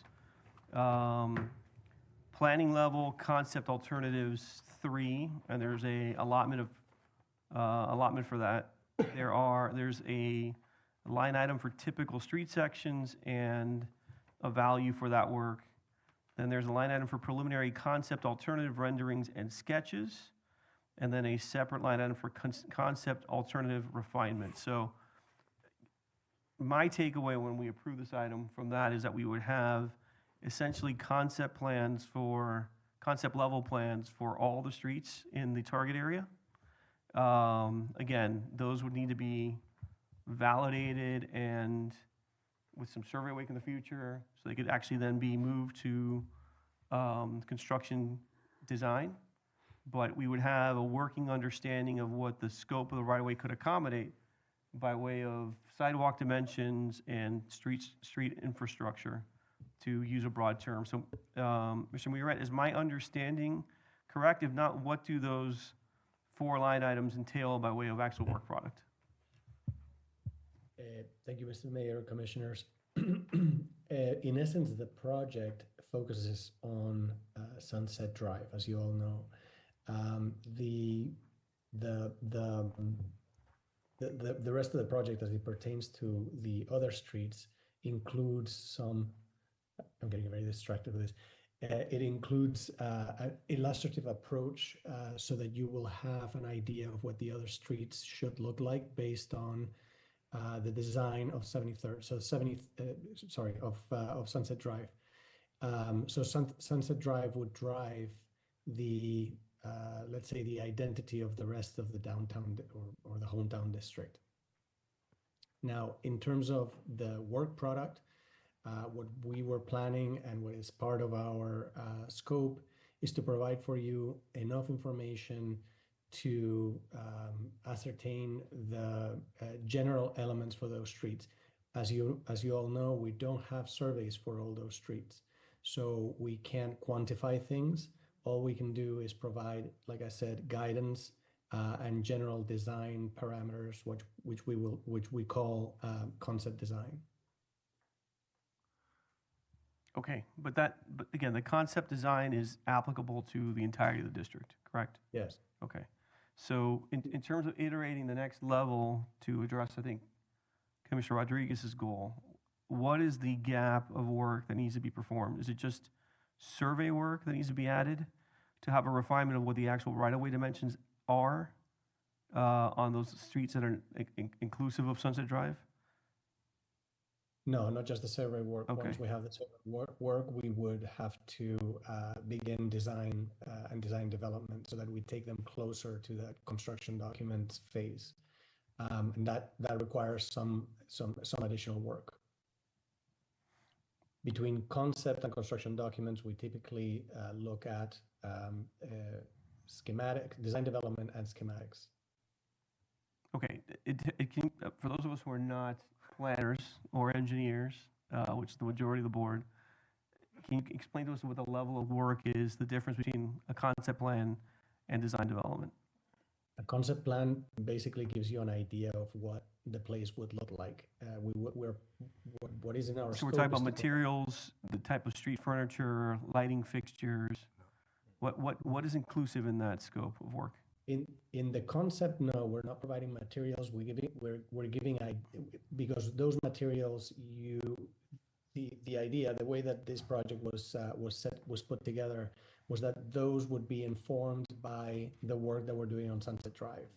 So if Well, you but we're were- not, but Mr. Weir, we're not designing, we're not advancing that phase of the work without advancing the work on Sunset Drive. So we will be will we not be selecting materials for Sunset Drive? Street furniture and an aesthetic? Yes, Mr. Mayor, I'm sorry, maybe I misspoke. Okay. We are taking Sunset Drive up to construction documents. So the information that we're going to get from Sunset Drive,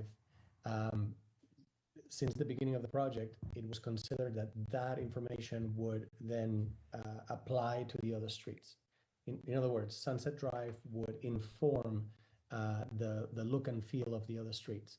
So at this stage, with the scope that we have and the tasks that we have been approved, we are not providing materials or any different materials than would be included on Sunset Drive. If I may. Yes, go ahead. I'm hoping that this clarifies it.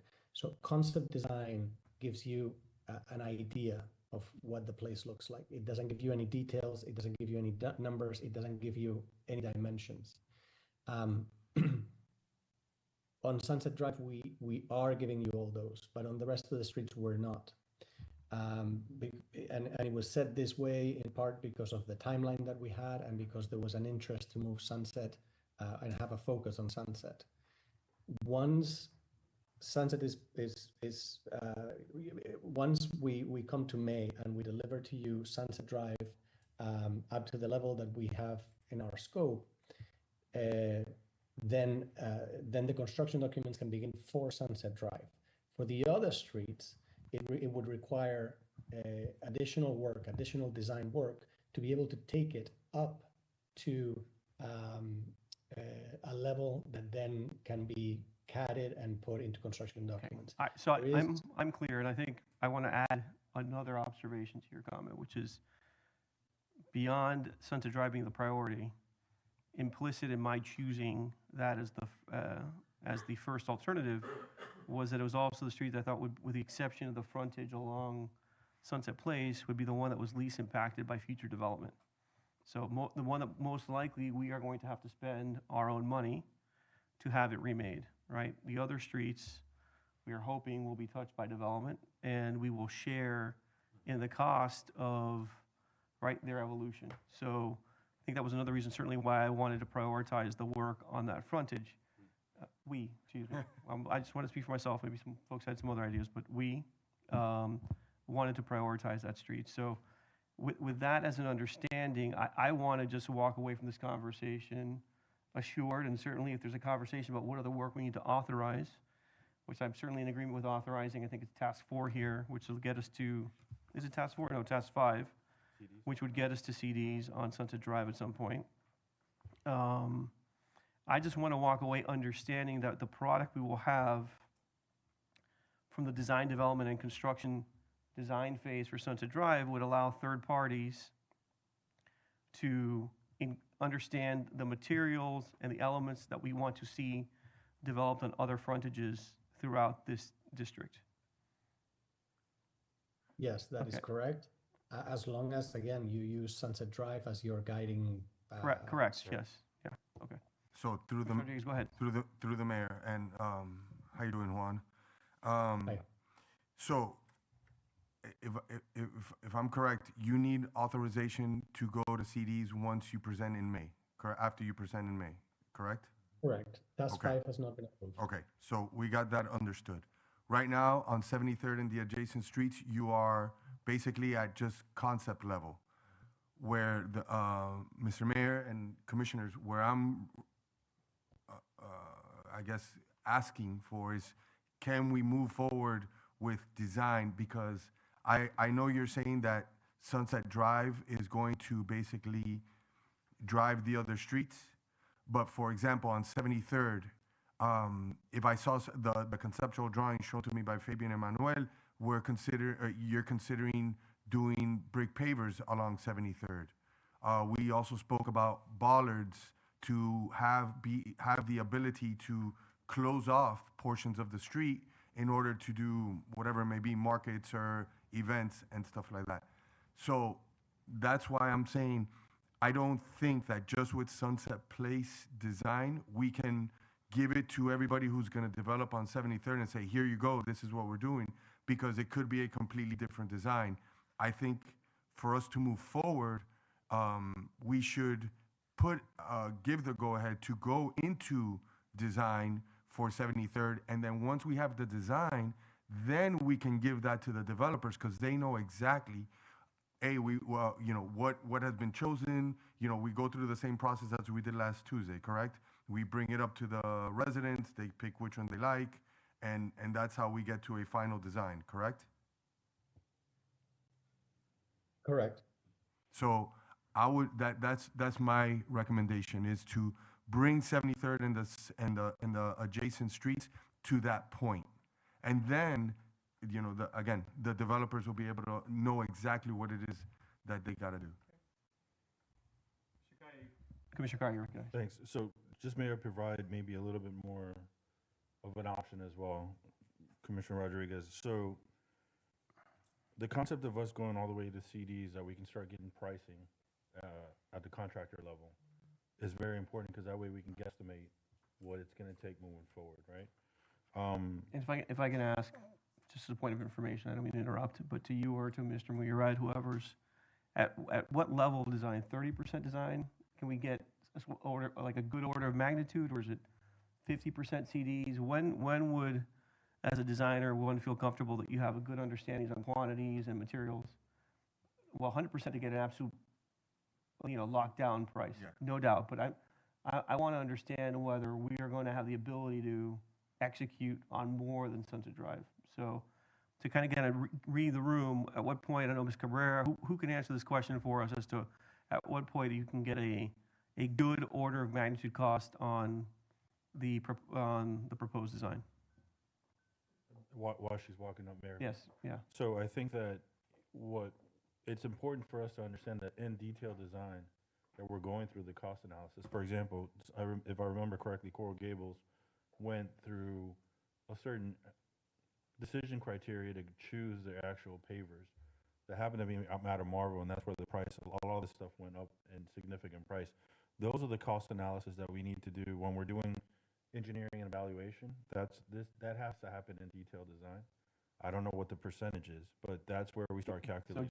So we're using the same terminology, 'cause Sorry. I'm going to get confused. Sorry. What does detailed design mean? Is that design development? I mean, design development. Yeah, Okay. sorry, that's my fault. No problem. I just want to make sure I'm following the conversation. So the next step from concept. So basically, the design is put in place. Understood. Okay. So, I don't know. I mean, I think that the materials that you use will make a huge difference on cost, but knowing what's going to be going on underground, any drainage, and then that, once that's set, the rest is more controlled, right? You could just use pavers that aren't as expensive or things like that, but you really, really have to good sense of what's going on underground, and the alignments of streets and stuff like that. That has to be done. I don't know what percentage you would have that completed, because, that's more like by the civil engineer, not by the architects. So, for the civil engineer, they probably wanted 100% CDs. But, what do you guys have that set as for your civil? Yeah, so you're correct. We don't coordinate any engineering at concept level. That's done at a later phase. And that's Which phase? Construction Schematic documents. or design development or construction? During schematic, we begin to coordinate, and then in construction documents, that's when everything's put together. Yeah, the design development is like a 35% set of drawings. So you really don't have much. You need to be in construction documents to have a better sense, and, probably 75% CDs to get something reasonable. The civil has to be pretty far along. Would you agree with that? Yes, the civil is an important aspect of it, but before civil, we would need surveys to begin the design work. So that's why I'm saying that the concept, commissioners and Mr. Mayor, is not based on actual dimensions. We're going to use the information that we have available to us, which are aerials and you know and in-person measurements that we can take, but we are not going to have any measurements. Now, Mr. Mayor, you were asking me what kind of metrics can we take out of this concept. They're going to be very general. Again, because we don't have the data that would drive the project's budget or that would drive, you know, the No, specifics of. I understand that. What I'm struggling here is we inherited a series of projects where we went to 100% construction documents, only to realize at the end of that process that we spent a couple $1 million that we had no ability to build what it was that we wanted. So I certainly, and I believe this board, in general, you know, Chris Rodriguez is joining us, is trying to avoid repeating those errors, right? What I would like to understand, right, is as I'm looking at it, to get to, just on Sunset Drive, to get to through full schematic design is another $60,000. To get through design development, I'm doing rough math, is $100,000, right? So I would like to avoid spending $160,000 on streets to find out at the end of the party that we don't have the means in the near term to build them. Because the other experience I've had recently here with managing capital projects is that we do the design, it sits on the shelf 3, 4, 5 years, conditions in the field change, and those plans are in large measure worthless because you've got to redesign them all over again to be reflective of existing conditions. That's my only reticence in fully embracing what you're suggesting, because I want to get this all done tomorrow. But I also realize the septic to sewer project to me has been a real learning lesson, right? Where we fully permitted a set, and, you know, again, SRS probably did a fantastic job with that prior set, but they sat dormant for 3 years, and, you know, a bunch of new homes in the subject area got built, and field conditions had to be revisited to make sure that all the specs were correct. So, and I also want to avoid spending money where we can leverage the private sector to do it for us for free. So I want to get to a base level of design, whether that's schematic design or design development, where you tell me you can stop spending money there, and the developer that's going to build the adjacent right-of-way knows, I don't think they need to know the quantities, but they know the materials, the street furniture type, the light poles that we want to use, trash bins, right? How we like to see them aggregated on a typical section based on assumptions. And they spend money designing those sections for us where we can avoid spending the money ourselves. That's the kind of product I thought we were getting to. I'm now a little bit disconcerted that that may not be where we're headed with this project. I don't feel any compulsion to spend all the money on all these other streets on full construction design, because I believe my goal has been to spend the money on Sunset, in part because I don't think it's going to change. Hopefully will not change all that much. The rest of the downtown, I expect our district to change substantially. And I'm hoping that, you know, we're spending less than 50% designing these sections, but the people are picking up our wishes, our aspirations, and executing it for us. So there's a big difference in if what Plus Serbia is supposed to be delivering to us are construction documents that we could go and get a permit from. There's no reason for us to get construction documents from Plus Serbia if you're going to have the adjacent property owner do the work, whatever improvements need to be done to the right-of-way as part of their construction. If the city's going to do it, we need construction documents to really move forward and know what the real cost is going to be. And if we pull a watched permit. all the discussions, at least everything that came out of my mouth when I talked about a bond, was that we're not going to pay for 100% of the work to improve the streetscape of the town center, or whatever we're calling it now, the SOMI district, right? The goal was always to leverage other people's money, whether that was grant money or whether that was private investment. Right? We are going to pay for some portion of it because we're going to want to have it done on a timeline that's more conducive with our own.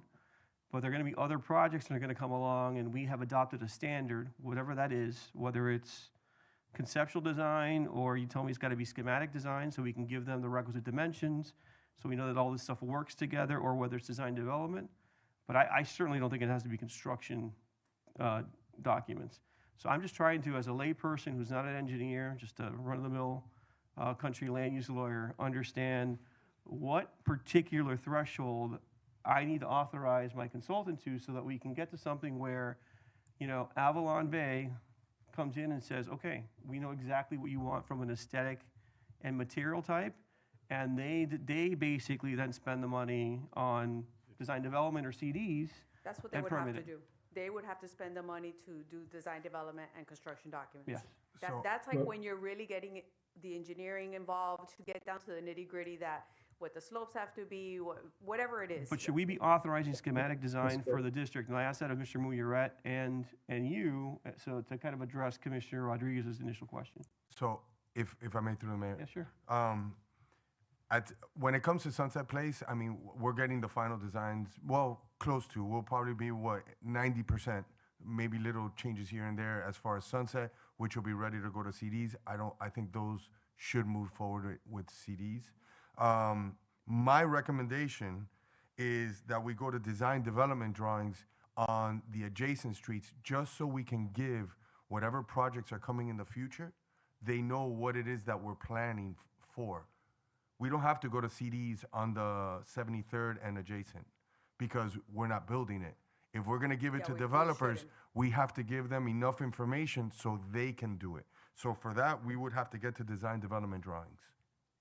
Mr. Mayor, if I may, there's an alternative as well, which is design guidelines. I was going to say It's the no- design guidelines for 73rd. It's no different than a zoning code, basically. And if you're planning, which is what I'm hearing, to have developers little by little develop their buildings and improve the street.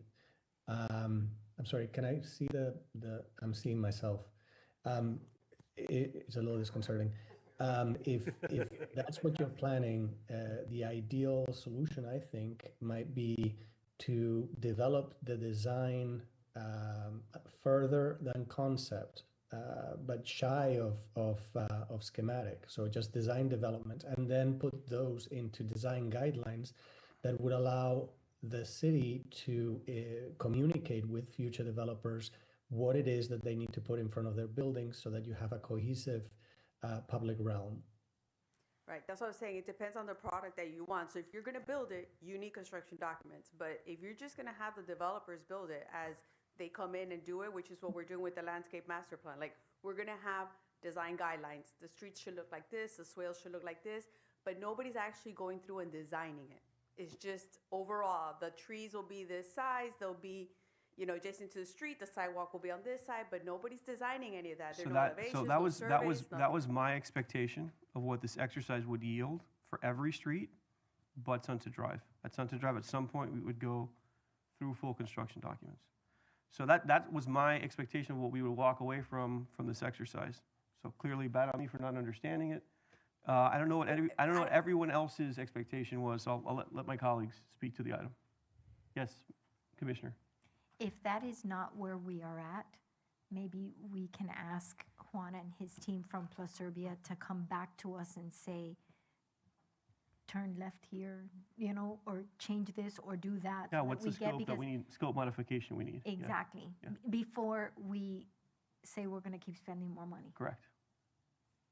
Commissioner, we're happy to do that. I think that, we're very clear on what it is that we're doing. But I understand that there is, that there may be a way to provide for you better guidance in the future with a product that we put together, and that might require, there is a little gap there.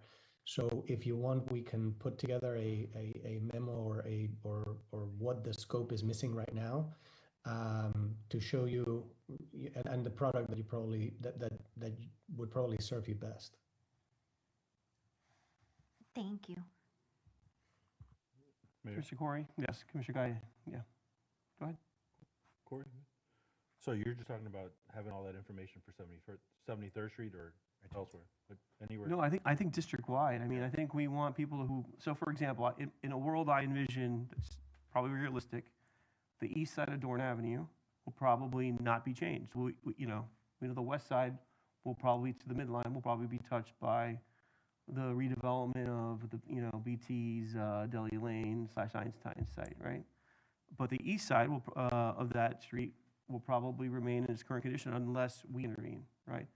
Just like the frontage in front of the center that has Corey's and the liquor store. Pretty much all Right. Sunset Drive. So all Sunset Drive, but there will be segments, maybe the south segment of 73rd to US 1, where we've got those little scale buildings that may not turn over anytime soon. We may want to go ahead and authorize at some point, schematic design development into construction documents. Because of the segments that we will anticipate building.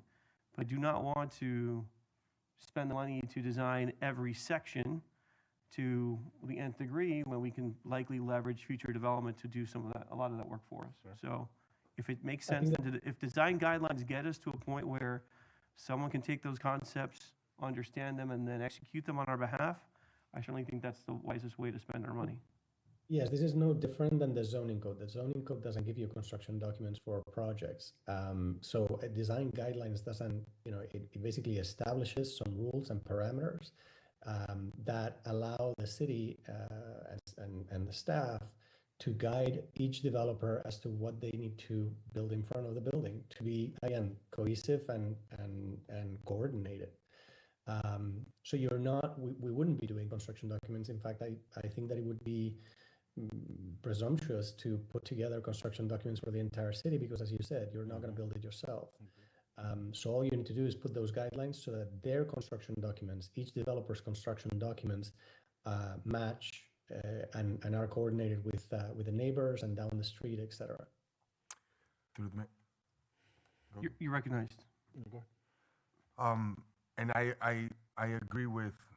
So this is where I kind of wanted to get to. I just didn't want this to lag, and then we're sitting here 4 years from now, and we still haven't done, only Sunset Drive is done, and we're like, oh, we never move forward on the other one. So this is perfect. This is where I wanted to get this discussion going. Let's also take into consideration, areas where developers aren't going to go, like where the parking garage is. That's going to be on us. I don't think anybody's going to take that. So let's take that into consideration as far as maybe what design we would want around the parking garage or areas or buildings that we know are going to stay. So that's it. Yeah, those will be future capital projects for the I city. think that's probably not I think it's a wise assessment. I agree. It would be included in the design guidelines that he will be No. providing. So I think what he's saying is going beyond that. So To construction documents. Well, no, like let's- design. Yeah, let me just try to summarize. I see a couple different work products, right? One work product is a revised scope that provides for the development of design guidelines. And then there's maybe another scope where we identify sections that are likely not going to be impacted by development, where we may want to authorize, right, in sections, get a price on schematic design, design development, and then construction documentation for those sections. So we can have a conversation with, your team about what those sections might be, and maybe we can prioritize which ones we would want to begin to authorize, further document development on. Am I 100%. okay? We're on the same I'll page. just make one final point to you. 'Cause, Yes. I mean, I would be happy to review their scope, but there's no point in moving with even design development drawings if you're not gonna move forward with construction. Zero. I agree, and I think one of the reasons I'm eager to release Task 5 is to start to get a sense of what the real cost of these improvements is going to be, to understand how many of those segments we might be able to execute based on our existing cash on hand and future capacity, right? So, Mayor, just one quick question. yes, I've got Bonich, and I have you afterwards. I apologize. Commissioner.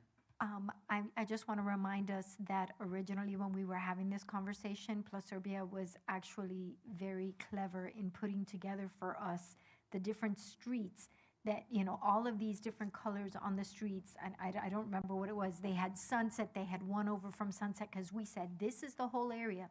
So they said, this is your universe. And they did a grid of all of our streets. So while we are having that conversation, I think it would behoove us to look at that document, because that then very clearly shows us what is actually the universe when we all started talking, what that universe looked like.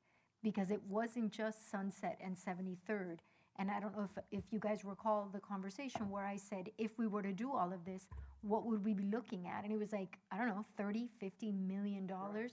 And so if you remember that conversation, you'll Exactly, conversation, remember- so we're not gonna pay for all of it, because we're gonna have someone else build it for us. Exactly. So- And during that conversation, we had that visual. So I think that while we have these conversations, it's important for us to look at that visual so we know when we started what our universe was.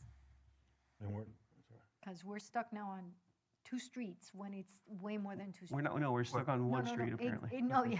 So, Hold on, let me keep some order. Commissioner Gaia, I'm happy to come back to you. Commissioner Corey, you've been, I don't wanna ignore you, okay. Commissioner Gaia, you're recognized. So we're just make sure we're landing the plane on this. We're moving forward with Sunset Drive all the way right up to CDs, right? That seems to be that's the what I will wanted. of the board, yes, Okay. yeah. All right, just wanna make sure. Great. Commissioner Rodriguez. So, Commissioner Bonich, no, I think the guidelines would also go into all the adjacent streets. Yeah. So it will not just be 73rd, it'll No, be that's what, every. that's what I mean, that originally it showed a universe of streets. And that's the recommendation, is to get the guidelines for everything, for the whole district. And I think, Commissioner Kai, I believe we want to go through CDs, or, because right now they're going up to CDs as of May, up to CDs. What we're saying is to go through and. Yes, proceed so what I have with by way of, CDs. well, what I have by way of direction for work product would be, I don't know if we need to do this by a separate resolution, or whether we just take, Mr. City Attorney, provide direction by consensus to the administration to release task 5 on the contract?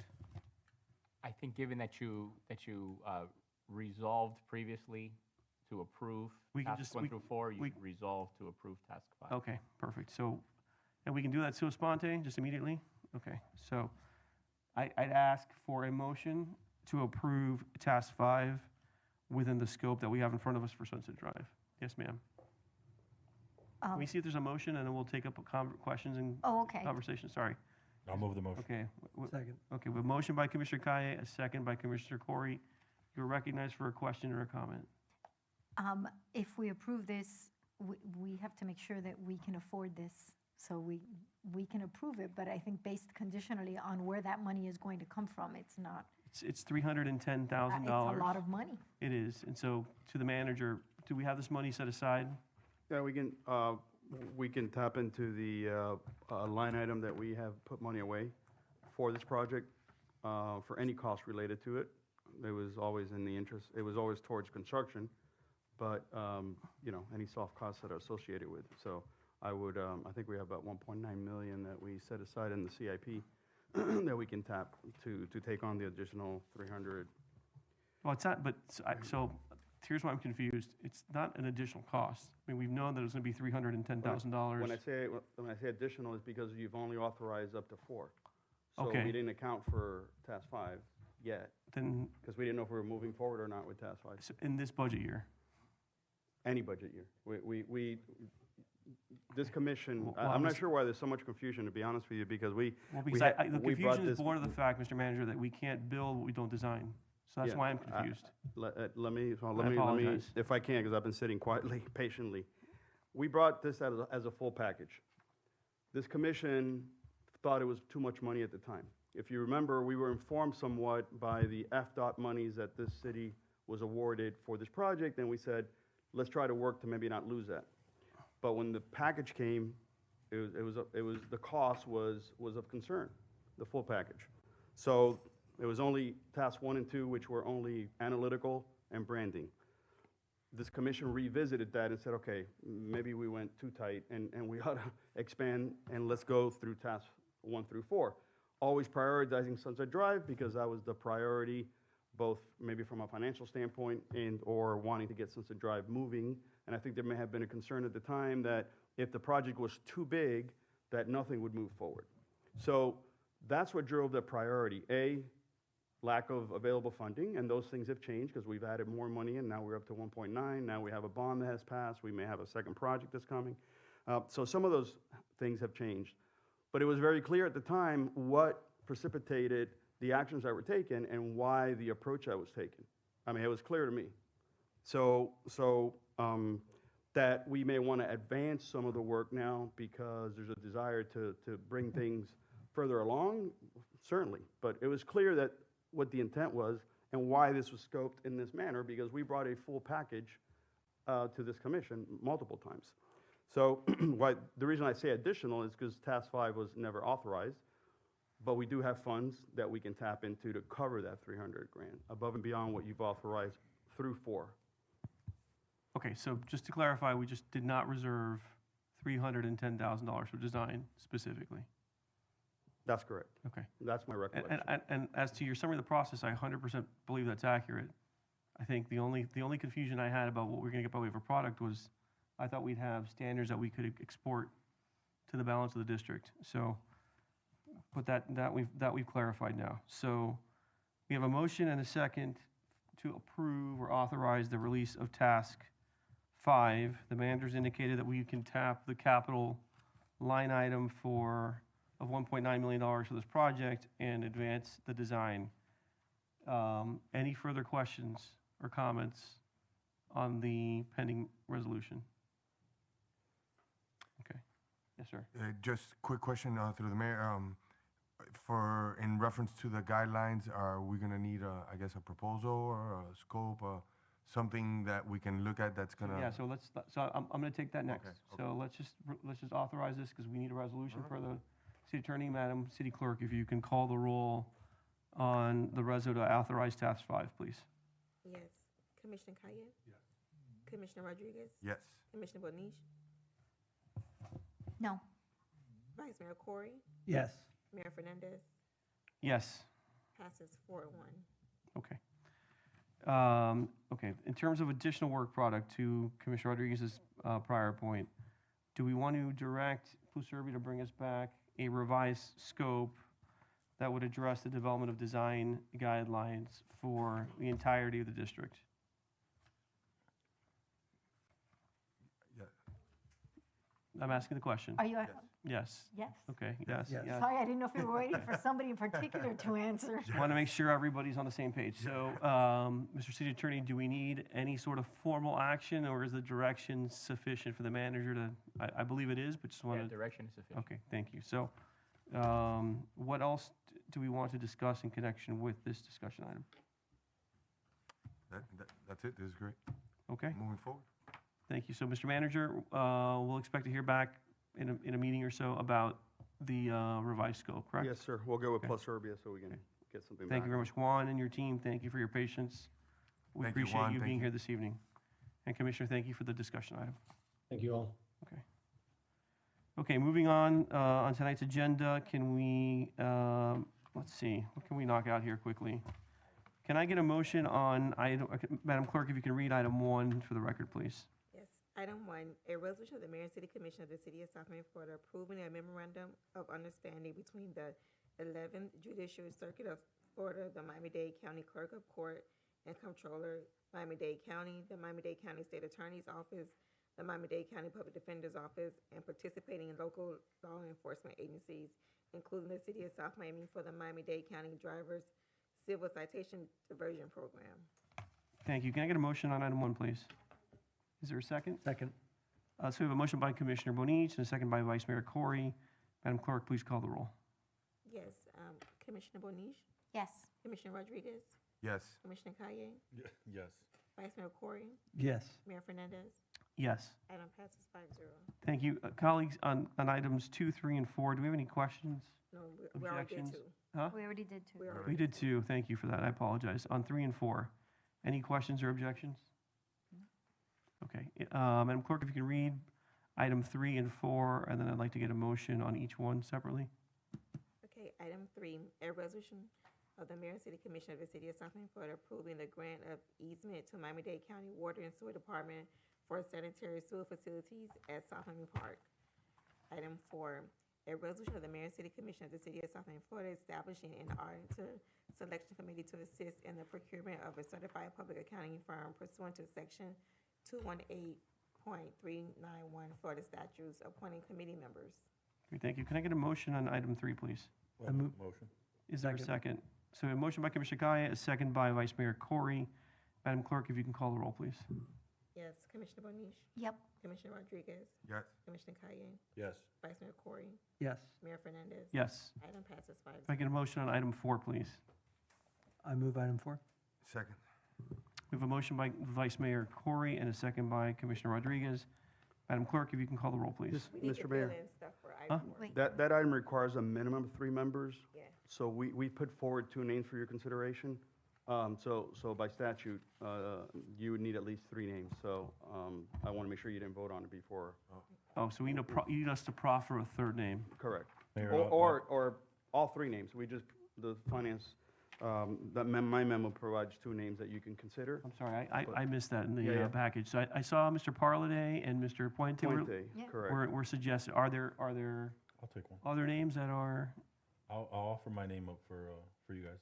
okay, you want to serve? Okay, I don't know why, but okay.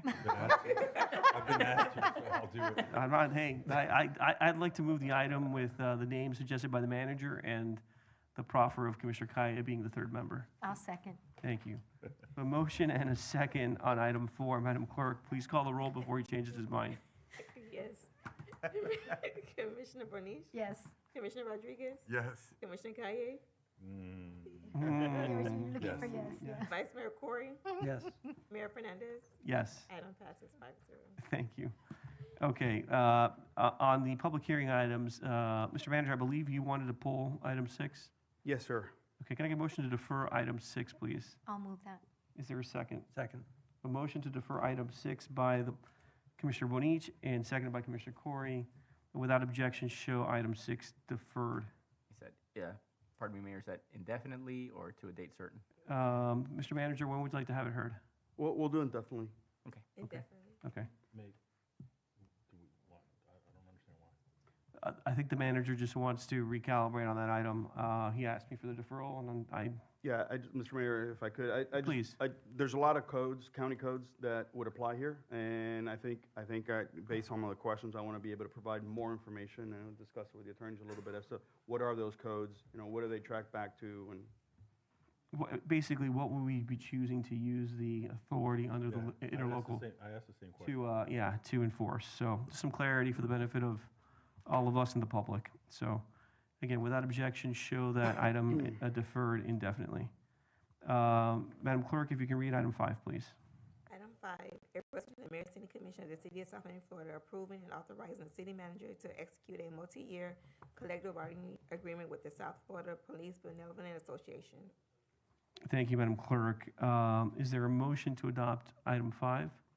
I'll move the motion. Go ahead. Is there a second? I'll Then we will second. open up for public hearing. Okay. So a motion by Commissioner Kaya and a second by the Vice Mayor to adopt the item. This is a public hearing item. If there's any member of the public who'd like to address this commission on the adoption of a CBA for collective bargaining agreement with the South Florida Police Benevolent Association, please come forward at this time. Seeing no one in the chambers, we will close the public hearing. I see no one online either, Madam Clerk, just to be clear. Colleagues, any questions or comments regarding item 5 and the agreement? Mr. Manager, my only question is when can we expect to see the CBA for the larger bargaining unit and our line officers, which is the FOP? we're currently in negotiations with FOP. There was a vote to the membership to seek ratification. That vote did not pass. The FOP is identifying what were the items that were of interest to the members that maybe didn't support it, to come back and hold one more meeting is what they asked us to do. And so once they get that feedback, so we're pretty close. We thought we did have an agreement with the leadership. And the council, I know that there are rules about our ability to be involved in these negotiations. Can we get a summary of what our last offer was? So this board is at least aware of what the offer was, or does that violate collective bargaining rules? Okay, if it's consistent with the limits of our authority, I certainly would like to at least see the terms of the offer, and, just to kind of keep us abreast of where we are.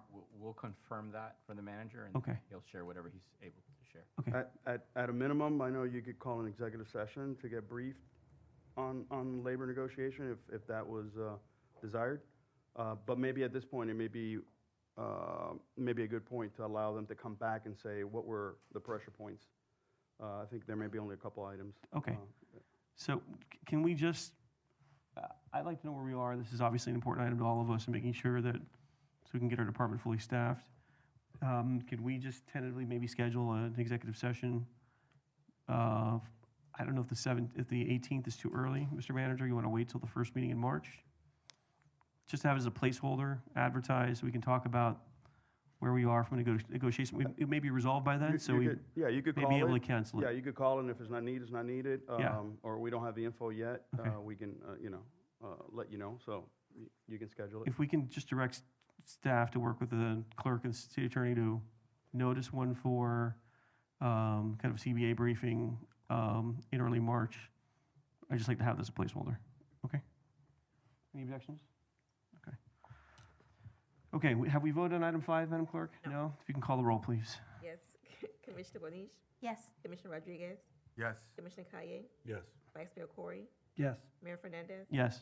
Item passes 5-0. Madam Clerk, on the next roll call, if you can change it up a bit, I'd appreciate it. With the members, I think we're going in the same order, every roll call vote. I started with him first. Oh, you did? Okay. I just want to make sure we're not picking on any one commissioner there. Exactly, on the corners, yeah. Okay, if we can read item 7, please. Item 7, an ordinance of the Mayor City Commission of the City of South Bend, Florida, amending section 20-4.8, non-conforming uses and structures of Article 4 of the regulations of the Land Development Code to revise regulations related to non-conforming structures or uses. Colleagues, any questions on item 7? I don't understand it. Mr. City Attorney, could you give us a brief overview about what the item Sure. intends to accomplish? So this deals with legal non-conforming uses and structures, which are. Oh, sorry, wrong one. This one I do. Sorry, Okay, wrong one, okay. sorry. You're referring to item 9? Yeah, Yes, okay, there we go. So, okay. my bad. Can I get a motion on item 7 then? I'll move the motion. Okay. Second. We have a motion by Commissioner Kaya, second by Vice Mayor Corey. Again, colleagues, any questions? Seeing none, please call the roll, Madam Yes. Clerk. Commissioner Rodriguez? Yes. Commissioner Bonish? Yes. Commissioner Kaye? Yes. Vice Mayor Corey? Yes. Mayor Fernandez? Yes. Item passed first reading. Okay, so we've got items M1, which is discussion item on physical barriers, the noise ordinance, item 8, and item 9, which is the DRB. Colleague, any preference in terms of how you want to tackle these last 3 items so we can try to get out of here at a reasonable hour? These are probably going to generate some conversation or questions. Are there any that you don't have any objections to? Anyone have any questions regarding item 8? Oh, I'm None? I'm a no vote, so You're what? I'm a no vote, but Okay. So, on item 8, sorry. Okay. So, on item 8, I still stand to what I said in the last commission meeting. I don't think that, especially a business that just signed a lease is getting ready to open, that we surprise them with basically a time where on a Thursday, they have to shut all outdoor. Yeah, so let's do this. So, why don't we just read item 8 into the record? Okay. And then what I would ask is the city attorney to kind of walk us through the posture pre our last iteration, what we did and where we stood, and then what we are amending our code to with the proposed changes that are in front of us today. So if you can go through that history, I'd appreciate it. Madam Clerk, please read in the record, and we'll get a presentation from the city attorney. Okay.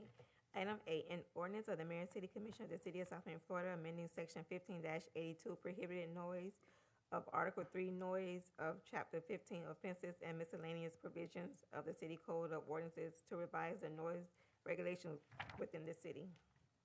Thank you, Madam Clerk. So, Mr. City Attorney, let me see make sure I'm clear.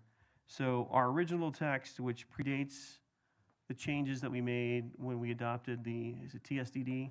Yes. Okay. Yes. Basically had a standard that had it was a distance standard. It had no audible decibel threshold, correct? Correct. So if it was plainly audible from 100 feet from the premises, you were in violation of the ordinance. If it was done with some sort of amplified noise or, I guess, loud talking would. We didn't prohibit loud talking. We did not prohibit loud talking. So it was just radios or some sort of other. Correct. noise making or noise amplification device. Is that Yeah, correct? that's right. Okay. And then we moved to a standard where we went to a blanket exemption for properties within the TSDD between 9 AM and 11 PM. Correct.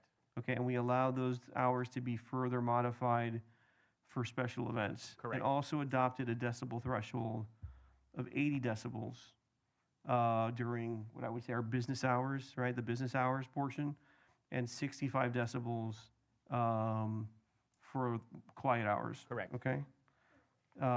So that was, again, those were citywide standards outside of the TSDD. TSDD had an exemption. Correct. At the entirety of TSCD. At the entirety, correct. So that Right. included the TODA, what are the sub, TSDA and TSNA. TSNA, thank you. I still haven't gotten them down, so. The core area. Can I get like a, surrounding area and the neighborhood area. crib sheet like we used to have in We law have a map. school? Thank you. Like, I'm just gonna put on my monitor so I can refer to them correctly. Okay, and Commissioner Kaya then brings forward a proposal to modify them out of some concerns that were expressed by some neighbors in the TSNA. Correct. I have maps for Beautiful. everybody. There we go. Giving away like candy. That's why I love Mr. Ruscio. There you go. You get one. Okay, so then Commissioner Kaya brought forward some standards that were responsive to, I guess, some concerns born of neighbors in the TSNA that would modify hours, and a lot of us expressed concerns about the impacts it could have on businesses that were located on or near the boundary. Again, if I'm not summarizing the concerns correctly, please, feel free to chime in. Just to add, Yeah. this is not necessarily one resident. I've had multiple calls. No, I just no, want to yeah, make sure everybody yeah. understands, because I know there was a question. That multiple residents along that corridor on 74th Street have gotten calls for, up to 4 o'clock in the morning sometimes. So either it's construction or audio, it's just, I've gotten calls on that corridor. So that's where this all kind of came back and landed, just an FYI. Okay. So, can you run us through what the proposed standards are in the draft that's in front of us? Sure. So we know what we're working with. So the first thing you'll notice is in the chart with the decibel readings, the proposal is to reduce the daytime, the maximum daytime sound down to 70 decibels. It was at 80 decibels, and that Ms. Cabrera has been a big proponent of that level, and I'm sure she can explain why, but apparently 80 decibels is pretty loud. But maybe she can. Yeah, my initial elaborate. recommendation was the 70 and 60 or 5 above ambient, right? So if you're in a loud area, if you're 5 above ambient, 4 above ambient, you're okay. But if you're in a quiet area, 5 above ambient or the 65 or 70, depending on the time of day. And there was just some confusion that got that 85 in there, but it was never recommended that way. Can I ask a question born of some ignorance? Is there really a substantial difference between 65 and 70 decibels? Yes. Okay, and so I'm just wondering whether we should just, my reason for asking is, should we just have one standard? Or is it really that significantly different? It is. Decibel readings are Just go to 70 or 65, right? Well, As that's what opposed to we're saying. having Oh. two standards for different times of the day, different days of the week. I mean, the standards seem to be the same. I mean, in my mind, as a layperson, 70 and 65 are somewhat indistinguishable. Can you kind of give me an example of the difference between one and the other? Scream it. Play it for me. No, I actually can't. It's funny because we had a demonstration once exactly to see what the sound difference is. And there is a significant difference because it's a logarithmic scale, so it's exponential the way it grows. Okay. But also, depending on if there's a heavy bass or something, makes a difference. So maybe it's lower, the decibel readings don't pick up the bass, and it might be uncomfortable for people to feel that bass. So, sound is kind of tricky. But these standards would not pick up bass. They will not pick up bass.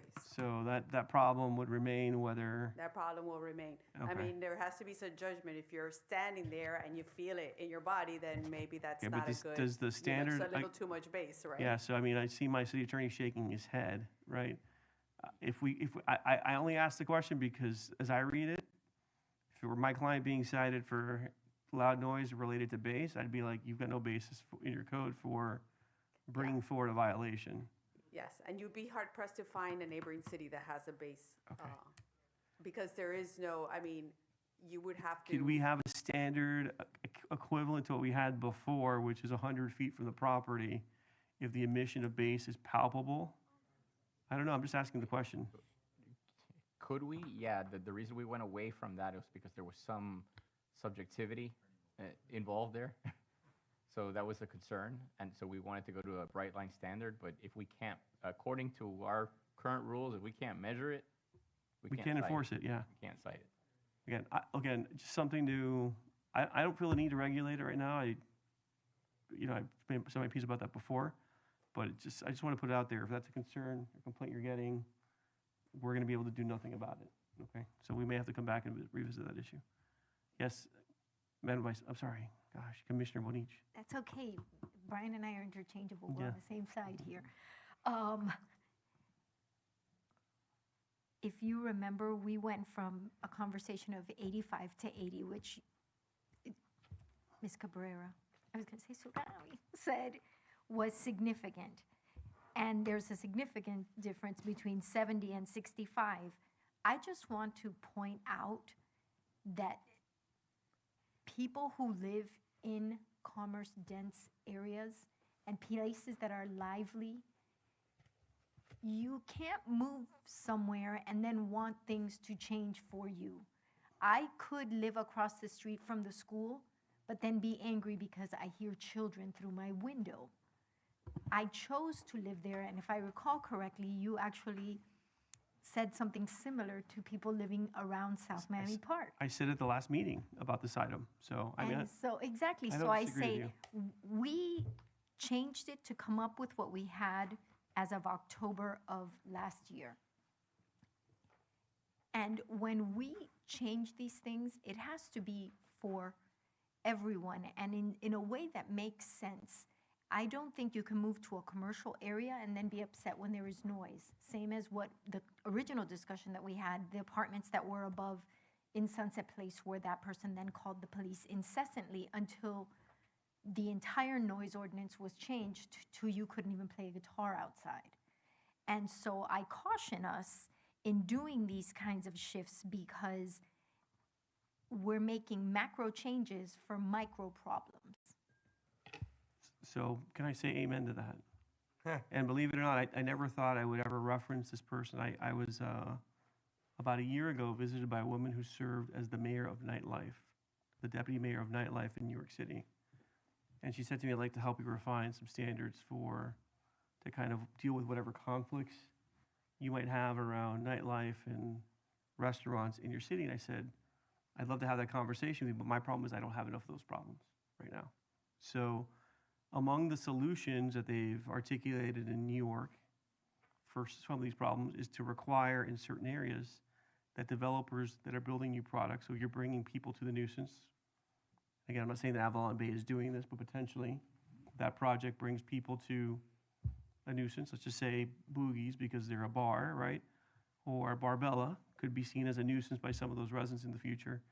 You're required to incorporate thicker windows, right? So I think rather than put the onus on all the businesses to accommodate, to your point, to the changing character of the district, I would think maybe on second reading, we want to think about adopting some development standards in terms of the kind of product that should be brought to bear in terms of the construction of particularly housing, residential products within what we believe to be, or we want to be, an urban center, right? That is active, not 24/7, but maybe, 16, whatever, whatever number, 16/8 or whatever the number, is, 16/8/7, whatever. So I mean, I'd like to see us kind of also solve the problem that way, and I'm certainly happy to provide Ms. Cabrera the contact, the name of the person who approached me, because they may be able to add something valuable to a discussion that I thought we would not be having. Because I certainly am concerned about people wanting to, change the character of what's always been a commercial area to be certainly a lot more suburban in terms of the ambient noise. I mean, I chose to live 10 blocks from the SOMI district, right? Because I wanted to be close, but not so close that I'd hear the noise, because I lived above a rooms to go or near rooms to go, and got very tired of the 4 a.m. deliveries for product every evening, right? And at the adjacent loading dock. So, or have lived in Brickell and dealt with hearing Blue Martini, right, play music till 3 a.m., which was their right? And part of the reason I wanted to live there is I could go downstairs and have a meal whenever I wanted with my newborn and get back into my apartment when she got rowdy. So I think those are the trade-offs that come with living in close proximity, but I think we can kind of solve for some of the conflict by maybe requiring use of certain building materials to help mitigate the noise. Further comments? Yes, sir. 3 points here. One, I am not in the business of making other people upgrade their houses just because we're saying so. So I would be a strong no against that. Well, I'm not talking about making it retroactive. Would be a prospective standard.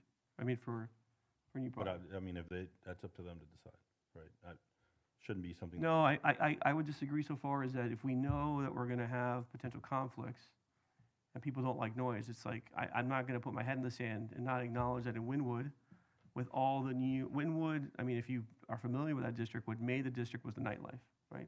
So put it on the map. Today, there's a lot more residential product. That's new residential. Correct, and what I'm saying is that new residential is not being built to a standard that is mitigating these noise conflicts. And what's happening is they're pushing out the long-term business owners to help put the place on the map, right? So you're changing the character of the neighborhood, notwithstanding people knew the environment they're moving into. So again, I want to be, again, that's kind of my position. I'm very sympathetic to neighbors and noise, but this is part of the character that we're trying to evolve for the town center, and I don't want to kill the infant in the crib here. I don't think we're gonna kill it though, Mayor. I think the point is just to have some limitations if there's extreme measures that it could be applied for.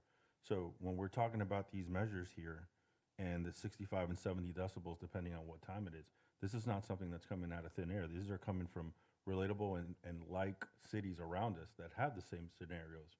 So if you go to Copper 29 in Coral Gables and you're across the street at Aragon with one of those condos, it's the same structure, right? It's not any different. It's just a structure that we have in place just in case it does get out of hand, right? Look, you guys all know I'm with you guys when it comes to getting our commercial centers already correct and making sure that it's lively. I'm the first one that's gonna be there. At the same time, we also have to be respectful and have some provisions in place to make sure that we can protect the residents that have already lived there beforehand. That's something we need to be responsible of as well. Okay. I think that the comment was made that to the nature that, they're living there already. When we put zoning restrictions in place, you're going up 3 stories and you abut to a residential area, you're not allowed to build 4, right? Like, those provisions are in place because they're existing residents to make sure they're protected. That's all we're trying to do here. So whether you guys agree with the decibel levels being at 80 or 70, maybe we don't all understand what that actually means in real life, but putting a provision in place is important. Yes, Commissioner Rodriguez, you're recognized. Through the mayor. For me, it's not so much about the decibel. For me, it's more about the hours. So if you're hitting, it's not going to be. We didn't change the hours, so they're the same hours. I still think that those hours, I wasn't here for. We changed the hours from, well, For just a certain district. for certain districts. Okay, so what is the hours that we have for our? So for the TSNA that you were concerned about the last time is they're exempt Monday through Thursday from any noise standard from 5 to 10 p.m. and Friday from 5 p.m. to 11 p.m. Saturday noon to 10, Sunday noon to 9. Okay, so for example, if they had outdoor dining at this new establishment that we're all familiar is coming, and there was noise in excess of 60, what is it, let's say on a Saturday, 65 decibels, potentially they could get issued a noise violation. Yeah, so Thursday, it's still 8 PM. I just, No, Thursday, no, so, Is it there? so Thursday is, Right here. Thursday 10 is, 10. is 5 to 10 in the, so there's two standards. These are the general neighborhood standards, Commissioner. okay. The second page has the standards within the Oh, TSDD sub-districts, yeah. But still, again, it only goes Monday through Thursday to 10 PM. So, just so you're aware, right? If you had noise in excess of 65 decibels, right, being emitted from that establishment, it would possibly trigger a noise violation. So realistically, outdoor dining would stop at 10 PM on a Thursday at that location. So Mayor, why don't we just work on that hour? If you guys want to extend the timing a little bit, then let's do so. I understand, sorry, through the mayor, I, just to finish what I was gonna say. Yeah. I understand the decibels. If someone at 1 in the morning, 2 in the morning, 3 in the, I think all the establishments close roughly at 2. By 3, 4 in the morning, 2 in the morning, you have I can understand that. But at 10 PM, when a business is open and they got people there, I just don't, I don't see how we can do that to businesses when we're trying to grow our commercial SOMI district. So maybe we can work on the times, and then the decibels really only pertain to late night hours. Agreed, okay. Further comments? Mr. Corey? I do have concerns because of, the seeming fairness between being a business that's one block away and one block the other way, having significantly more restrictions potentially, and then understanding the kind of density that we're putting there and the likelihood that's gonna, it is gonna have an impact on the neighbors around it. The neighbors around it really probably expected this development to come 10 years ago, and it's only coming, maybe in the next 10 years or so. So, I don't know, I have concerns with putting restrictions on it and potentially having those kind of conflicts where residents are, not gonna say like weaponizing the code, but maybe using the restrictive code to try and stop a business from coming in or thriving, or, that sort of thing. And then, of course, any kind of liability this opens us up to with the businesses and our code. So I think if we are going to restrict it in the hometown, let's just make it pretty much the entire commercial area that we've considered. Go ahead, Mayor, call the vote. Yeah, so I'm gonna vote this up on first reading. I'd like to see us simplify the standards within the TSDD generally to one standard, because I think from an enforcement perspective, our staff is gonna struggle, to constantly have to reference the section. I think having one standard for the district is probably best.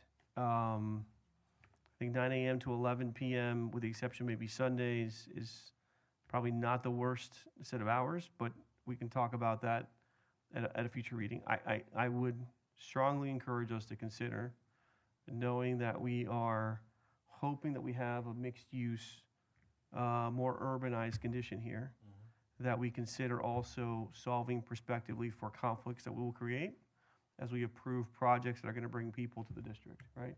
People bring the opportunity for commerce, for activity, but it also can bring the prospect for conflict around noise complaints. And I can tell you, standing on that podium as counsel for an applicant 12 or 13 years ago, this issue was weaponized by one neighbor living in the same area where we're getting, at least gotten one of the complaints that's of record today, right, saying they didn't want a existing commercial space to be occupied by a lounge that was going to have no outside amplified noise, because they were concerned about noise being emitted when doors were open, right, and people were going to be coming in and out of the establishment.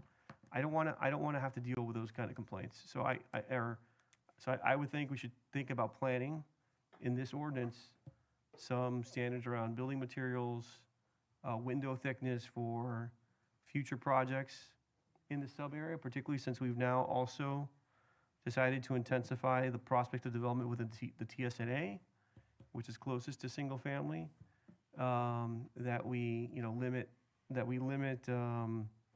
the prospects for noise conflicts as much as possible by requiring, whatever appropriate treatments in new projects. Your suggestion is as to new residential projects? As to new residential projects, yeah. Obviously, I don't know that we can go backwards in time and require people to retrofit their buildings. That would be a huge burden, certainly.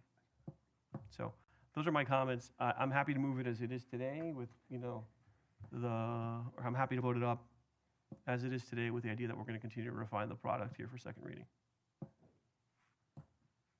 Further comments? Is there a motion then to adopt the item as presented or with some modifications? How do we want to dispense of the item? What modifications did you say? Or just? I don't have any today. I want to work them up All right. for discussion at the next meeting so we can just, you have something in front of you that's, you can digest. So I'm happy to support a motion to adopt it as is presented with the understanding, by the sponsor that I'm going to bring forward some amendments on second reading. Fair enough. I'll move the motion as is. Okay. Is there a second? Crickets. Okay. I will second it. So at least it gets a discussion. So, looks like we may need a third vote. Is there anything by way of a modification we will want to incorporate today so this is heard a second time? Or do we want to move to, if there's nothing we want to discuss, you want to move to defer the item today? Just call the vote. Just call the vote? Just call the vote. Well, Yes, to sir. the mayor, Recognize. I would do the modification if we up the times. Change the hours. Okay, change the now, hours. so remember, I just want everyone, procedurally, this is going to come back to us Yeah. for a second reading. And so, rather than consider this all on the fly, what I would suggest, because it's already 9:45, and I can't believe this meeting's gone on this long already, I would suggest that we each write up our suggested modifications, send them to our intrepid city attorney so they can kind of consolidate them, right? And see if we can get to a consensus product that way between first and second reading. And through the mayor, Commissioner, Vice Mayor Corey, I think you suggested, I just want to get this right. So you suggested just doing one standard for the entire SOMI district? I just have concerns with making it more restrictive in this particular area. So that I'm with makes you. it hard for me to consider the item as a whole. But you're saying one standard for the entire district? Yeah, but I probably wouldn't. district? I probably wouldn't. SOMI district. There's no SOMI district. What district you told us? He's saying. Oh, if I sorry, can- if I all can- of them, if all I of can- them. if I can, yeah. TODA, TSDA, and TSNA, all of them have the same, Exemption I think- period. yeah, the exact same. TSNA, right, so you Yeah. understand is residential right now, mostly. 95% is residential, just so you know. Okay, so I guess we would, That's all I'm saying. that one would be the only one if it's just residential. I'm more concerned, obviously, of the commercial areas. Right. Me too, by the way. Okay, so we have a motion and a second. Madam Clerk, please call the roll. This is on the item as it's presented. Yes. Commissioner Rodriguez, No. Commissioner Kaye, Yes. Commissioner Moniz, No. Mayor Fernandez. Oh, I'm sorry, Vice Mayor Corey, No. Mayor Fernandez, Yes. Okay, so that item fails. 2-3, yeah. Do we want to consider this item dead, or do we want to move it with some modifications? Okay, can I just give you my, I have to go to the bathroom. Go for it. We can take. I let's take. consider it dead. Okay. Would anyone who voted against the proposal be willing to consider voting for it with some modifications? Through the mayor. Yes, sir, you're recognized. The modifications, yeah, just expanding the hours. So would that be, would you be suggesting that every district, every TODA, TSDA, and TSNA be exempt from 9 to 11 p.m., which is the most liberal standard? So I would say the TSNA being a strictly residential area, I'm okay with that. My modifications would be to the TSDA and TODA from 9 to 11? I would say from 9 to 12. 9 to 12, okay. 9 to 12. Every day, including Sundays? How about TSNA? TSDA and TOD. DA.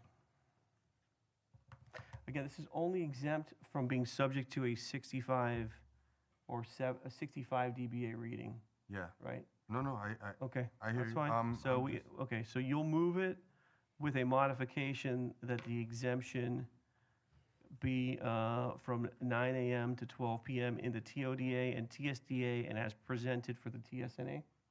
Yeah. Okay. Is there a second?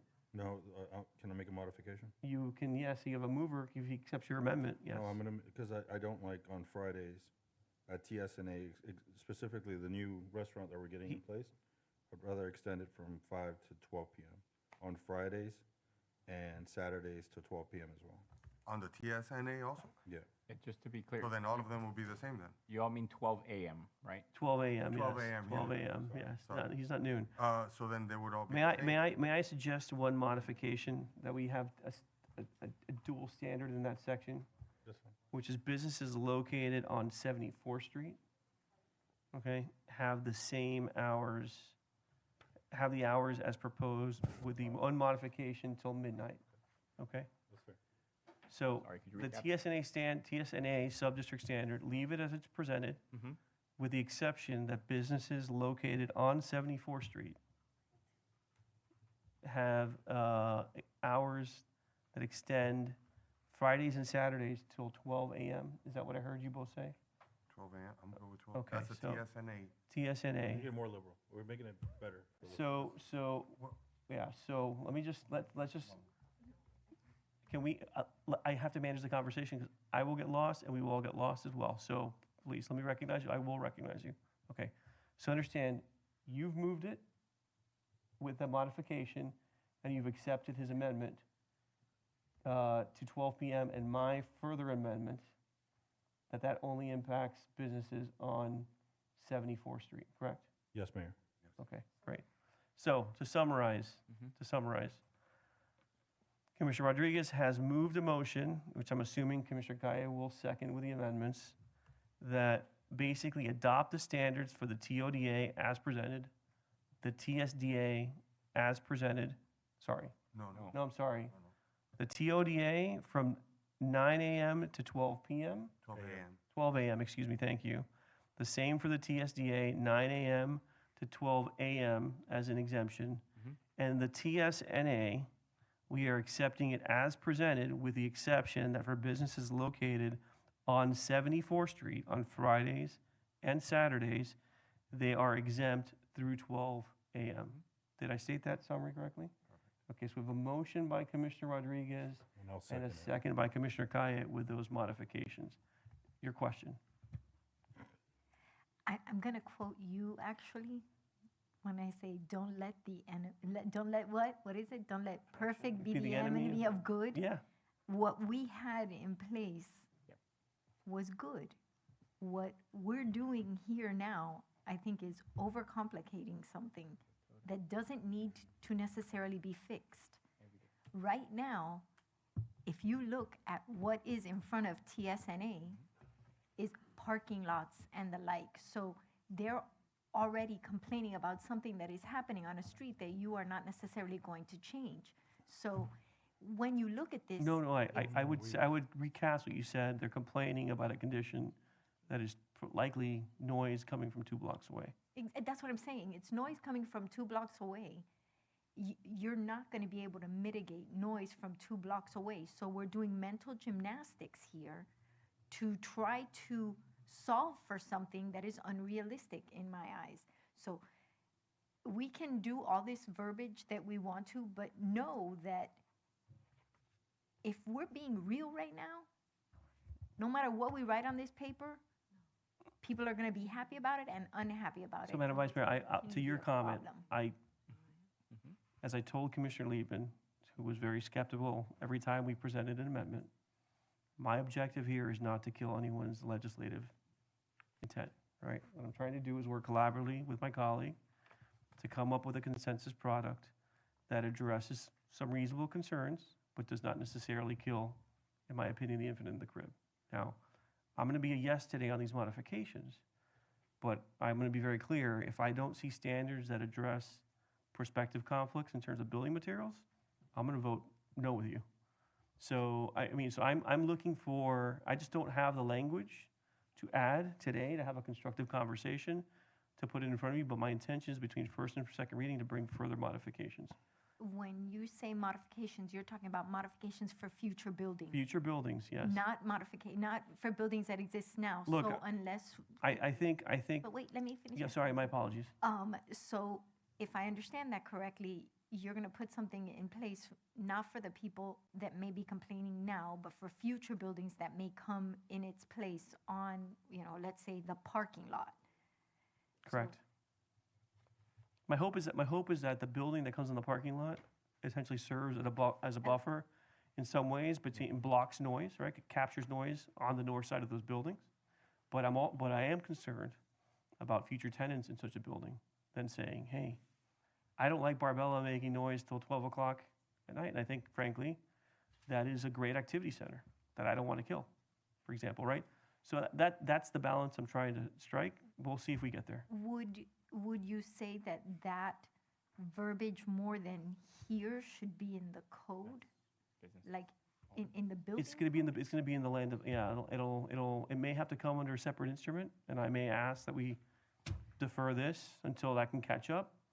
But I want to move this along so that I'm kind of working in good faith as I am always with all of you to help you all accomplish your respective goals and for the benefit of our community, kind of arrive at standards that are practical and work, right? So I don't want to give you the false sense that because I'm kind of getting on the train today, that I'm on the train 100%, because I have, again, like I said, I stood at that podium and had a very reasonable proposal that could have helped animate this district, killed because one person who was irrational, I will not name, got up and said, no, it's going to generate noise. And everybody said no. So through the mayor. Yes, sir. Commissioner Bonich, so I'm with you 100%. What my motion does is that currently, right now, as of 11 PM, if they reach that decibel, they are basically breaking code or that. So all I did was extend that one more hour. So the way that we have it currently right now is to 11. My motion is to extend it to 12 AM. So they get an extra hour of them being able, so it's not killing it, but if you kill it, you're basically saying at 11 PM, for example, like you said, Barbella, if it's making too much noise, they can be fined. Somebody's decided. Where right now, they have, at 12 AM is when they can be Yes, fined. Ms. Cabrera, you're recognized for, I guess, a point of clarification. Yeah, so noise and noise at 70 decibels is very different. Just because you hear it doesn't mean that it'll be a violation. So yeah, I can hear it, but it doesn't mean it's over 70 decibels. 70 decibels would be like somebody having a blow dryer 3 feet away from you. That's kind of like what the magnitude that you're looking at. So I live behind St. Thomas. I hear their festival going on all the time, but if I were to measure it, it's not above 70 decibels So for sure. it's got to be measured at 70 decibels at At the property line of the complainant, okay. right? Because I don't care, maybe it's 100 decibels over there, but if at my property it's 65, there's no violation. So, Thank you. Thank you for the clarification. No, so that's, I just wanted to recap that. I'm extending the time. I'm not leaving it where it was. Through the mayor. Yes, sir. The time that we had set before, back in December 15th, we actually extended it. So we're actually making it more business friendly. Just want to make sure you understood that. May I say something? You're recognized. So you're making it more business-friendly in one aspect, but does it address what Commissioner Corey had mentioned about one thing for everything? Or are we still keeping it all We have consolidated the standard as to TODA and TSDA. And so we've changed it, so it's one standard, right? 9 AM to 12 AM. Yep. Okay. We have accepted it for TSNA, right, as it's presented, with the modification that if you're a business located on 74th Street, right, on Fridays and Saturdays, you are exempt till 12 AM. Okay, that is the motion that's in front of us. Okay, with that clarification, Madam Clerk, please call the roll. Okay. Commissioner Rodriguez, Yes. Commissioner Kaye, Yes. Commissioner Bonish, Sorry. I turned it off instead of on. No. Vice Mayor Corey, I'll do yes at first reading. Mayor Fernandez. Yes. Okay, passes 4-1. Okay. Okay, thank you. So we've got 2 items left. Design Review Board, can you read that item for the record, please? Item 9. Yes, item 9, an ordinance of the Mayor and City Commission of the City of South Miami, Florida, amending the composition and procedures of the Design Review Board. Colleagues, do we want a quick presentation on what this item accomplishes, or? Through the mayor? Yes, I think we went through it in our. workshop? Our workshop, so I think we're ready to vote if that's okay with you. I would like to amend it to basically go back to the bi-monthly meeting, so it happens twice a month. Again, with the caveat that if there's nothing to be scheduled, the meeting's automatically canceled, but at least it creates more throughput in the process and limits the lead time for people to get their projects considered. So that would be the only modification to the item as presented I'd like to make to it. Through the mayor, so if I get this right, so right now there's going to be 5 active members and 2 Alternate members. alternate correct. members. And those alternate members can participate in the discussions, provide comments. And vote. Their votes would not, they can vote when there is a standing member missing or 2 standing members missing. So that's how the alternate system would work. That would allow us to have a quorum of only 3 as opposed to 4, which should make sure that we actually have more regular meetings. And in addition, I'll move the item as presented with the modification that there be a requirement for them to meet twice a month as opposed to once a month. And if there are no items scheduled for the agenda, that meeting can be automatically canceled. The goal there being to create more opportunities for people to get in front of the DRB. I'll move the motion with the Wait, amendment. so I have I'll move it. You'll second it, sir? Okay. Question? Go ahead. The question, my question is, so then those 2 alternates they'll hear, but they cannot vote. They're only voting members when there is an absence on the part of one of the 5 standing So members. the reason I'm saying this is basically their practice squad. So, so I'm just saying it's hard to get when you try to put somebody on the board saying you're an alternate, you can sit there, but you're not gonna have a vote or a voice. Well, no, they don't have Well, a you won't vote, but they They'll do have a voice. And I mean, but they won't have a vote. yeah. I'm just saying, we're having difficulties putting people on the board. That just might make it a little bit more difficult. Maybe just eliminate the alternates and just leave it 5. So you want to modify, I'll accept that I'm just saying. modification. Let's move it to 5 members. Again, let me just ask this question. Why don't we do this as first reading? Yes. Okay? That might be a slightly more complicated revision. But let's give the city attorney direction that on second reading, we'd like to see an alternate that reduces the board to 5 standing members with no alternates. And if you can address the composition aspects so that we get the professional participation that we've wanted historically reflected in the 5 standing board members. Can you just refresh my recollection on the composition of the board? Because we have Yes. a certain number of residents, and then we have a certain requirement on certain design professionals that we've tried to incorporate in the board. So Do we right not? now, we have 5 of the 7 have to meet one of these categories. and Okay. They're all, some kind of professional dealing with real estate or Okay. property. And they're required to be city residents, or they can be, There is an exemption. If it is determined by the city commission that a position cannot be filled by a resident, the residency requirement may be waived by the commission. waived with a simple majority or Yeah, 4 out of simple 5 majority, votes? simple Okay. majority. Okay. Okay, so I'm fine with that then. So if you want to make that modification today, that will not require a lot of redrafting if we just reduce the membership from 5 to 7. No. Okay, so then I'll move it I'll move it as presented with the amendment that it is a bi-monthly meeting with the option to cancel if there's nothing scheduled automatically. And I'll accept Commissioner Rodriguez's friendly amendment to reduce the composition of the board from 7 members with 2 alternates to just 5 standing members. Is there the seconder Second. accept the modifications? Okay. So it's moved by myself and seconded by Commissioner Kaye. Questions, colleagues? Hearing none and seeing none, Madam Clerk, if you can call the roll. Mr. City Attorney, are you clear on the changes? Yes, sir. Okay. Madam Clerk, please. Commissioner Kaye, Yes. Commissioner Rodriguez, Yes. Commissioner Bonish, Yes. Vice Mayor Corey, Yes. Mayor Fernandez. Yes. Item passes 5-0. Okay, so M1, this is a discussion item requested by the administration, I think seeking to get some clarification on our preferences in terms of fences at the property line. This was an item that was particularly a concern of Commissioner Liebman. It's one I share.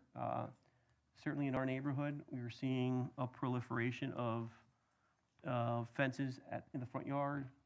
Does kind of change the character of the neighborhood. I think his goal was to see them limited to, is County Line Road, City Attorney, correct? Like 80th Street or Yeah. 62nd Avenue, where your property fronts a more heavily trafficked street, right? Like an arterial, like 62 or 80th.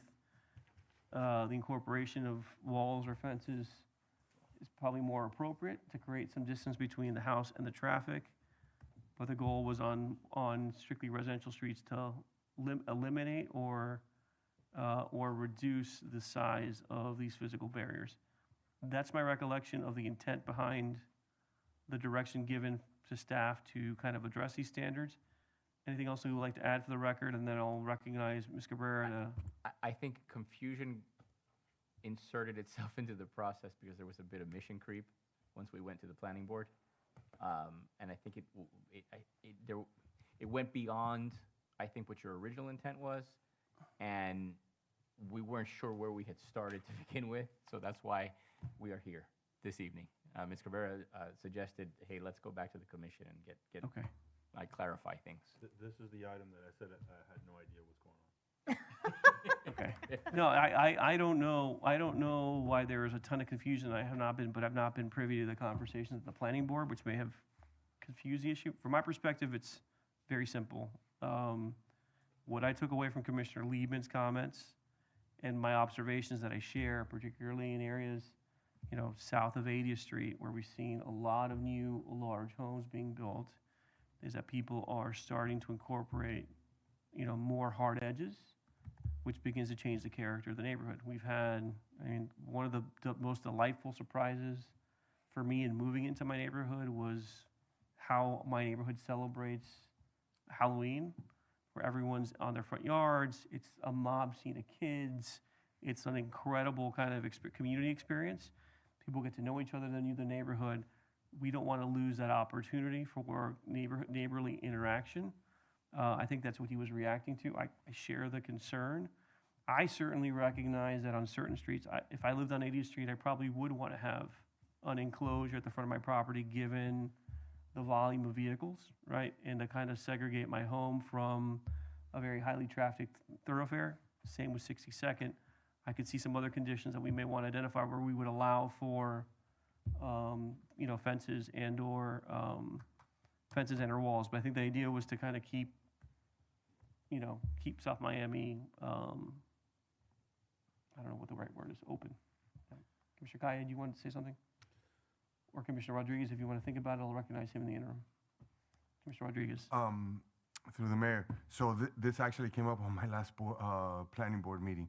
The purpose of this was, for example, in our neighborhood, someone's throwing up walls all around their property of Clusias, except for where you drive in through. So Commissioner Liebman's reasoning for this was to try to limit things like that, so there's more interaction between the residents. Correct. So that's, Yes, I think that. and limiting it to 6 feet. I think that at the time they had proposals of 4 feet and then metal on top, with wood structure. I would tell you, I would go much further than that. I'd say I wouldn't allow the condition at all. So I would not allow people to enclose on a standard residential street. I would not allow a front yard enclosure. If it were, again, that's my personal opinion. I prefer not to. If we're going to allow it, it's going to be. I would say it's a lot lower. It's a 3-foot wall, so that you do have the interaction. Maybe you want to define your edge, so your dog doesn't run out your front door into the street, which I know that I was certainly when my dog was a puppy, always paranoid about. But beyond that, what we want to keep is the visual connectivity, yard to yard, and the ability for people to interact. So I would say I'd be fine with eliminating it, but if we want to keep the option, I would certainly lower the height to something, below 4 feet, frankly. And something much less opaque than what we have today, which I think is a 60% aperture rule that we have today in For our what's code. above 4 feet. Okay. So that's why I wanted to bring it back, because I believe that the planning board's recommendation was to allow the clusia hedges or whatever hedge to be unlimited height. Yeah. So I'm like, No. well, we're sort of going in the opposite direction of what we wanted to, right? If I may, through the mayor. Yeah, sure. I believe that's because it also includes the backyards, the We're height just- restrictions. We're just talking, and what I believe Commissioner Liebman and I were trying to address was just whatever faces the street. Okay, I was just, If you want to have Calusia hedges, in my opinion, that are 8 feet in your backyard, I really don't care. I see that as your private space. But the point was to keep the public side of the property accessible to the public. and I agree. I was just asking the question to clarify because I don't remember. I think that was back in November. The issue comes, and I'm for it. I'm not for having these walls of clues. But what do you do in certain instances where you currently have them? Do you go to them and tell them they got to cut them, or what do we do in that? Again, I don't know if someone can clarify me as to what the permitted standard is today. I thought it was 4 feet Yeah, it's 4 with a transparent, 60% transparency above above. To 6 4 feet, up to 6 feet. So if they Correct. have a Calusia hedge that is taller than 4 feet, that is not transparent in the front yard, I would be of the opinion they're probably in violation of our standard today. So, yes, ma'am, And the you're wood recognized. fences went down. I just want to point out, I live on a corner. I have a 6-foot wall on the side of my property, and I probably have a 10-foot clusia inside my backyard. So when we're talking about outward-facing yard, does that mean my side? We're not talking about a side. No, We're no, talking about- but I think we need to, No, I think we're just talking strictly about your front. So whatever portion of your property, your front door faces the street, that's it. Your corner with its 6-foot wall, it's fine, right? It's part of your rear yard, right? I believe I yeah. recall your it's wall, it starts at the wall. side, This is not, yeah. we're talking about enclosing the front yard being the issue. Because on the documentation that I read earlier, it was talking about external walls. And when you live on a corner, you have more than the front. Correct. So that needs to be something that gets addressed. I think in South Miami, the front is not necessarily, it's defined by your address, right? So you could have the front door on the side of the house. That's fine. But the address is what determines your front. And then that will determine what are sides and back. And typically, the front yard is anything that's in front of the elevation that's closest to The street. The street, exactly. So anything in front of that, everything else will be the side yard, and then the backyard, anything that's behind the last elevation. But there was a conflict, I believe, and I asked Marcus to be here specifically because when I spoke to him in Lourdes, there's some conflict and they've had issues. So we're trying to correct some of those, and I wanted him to explain what those were. Yes, there's a conflict in the code when it comes to hedges. The first part of the code, it states that fences, walls, trellises, and hedges shall not be no higher than 4 feet. But then if you go further down in the current code, it later on states that there should be no height limitation for vines or hedges. It doesn't say any type of locations, it says hedges, period, shall not have a height limit. So that's where the conflict is. And in the past, I'm the one that brought this to the attention of the attorneys and the planning board, because we've had issues where code enforcement has had to interpret that, and there's a lot of people that have no height limit at all for hedges. So I figured this would be a perfect time to address that as well. Okay, colleagues, so what direction do we want to give staff? Yes.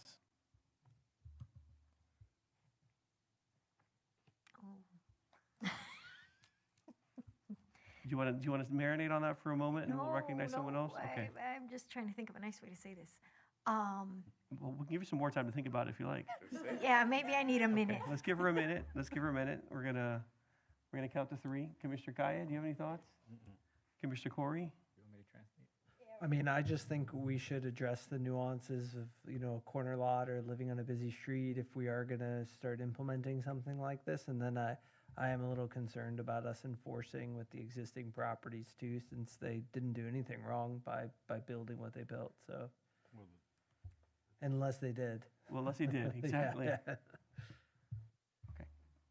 Commissioner Rodriguez.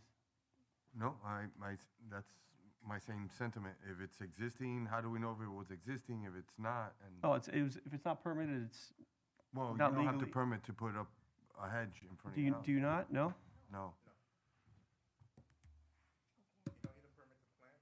I can't hear if it's not on the microphone. I apologize. We do have people that may I apologize. may I be love nerds and like me and watching this. So there you go. You do not need a permit to plant landscaping and on private property. You only need a permit to remove trees, but you never need a permit to remove hedges or anything like that.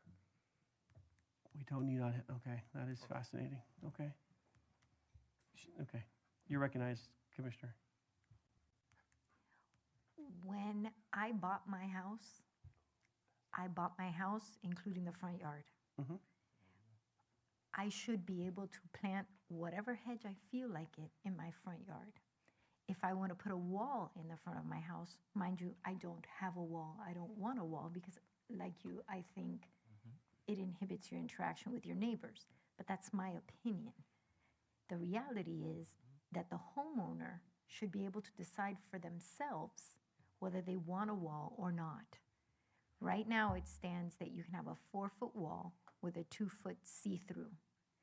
If we wanted to change something, we maybe would say you have to have a 3 and 3 so that you have a little bit more space. But to tell somebody, hey, you can't have your hedge in your front yard as tall as you want it, dude, I don't understand why we want to restrict people and then further restrict people. And mind you, we all know I am not, like, I think, I'm afraid of birds, people. No, I want but- can I ask one question regarding your statement? Because, I just find it inconsistent, incongruous that we would say you can have a wall that's 4 feet and it can be up to 6 feet if it's 60% opaque, but you can have hedges in your front yard that as tall as you want them because they're effectively an opaque visual barrier, right? So there is I see a conflict there.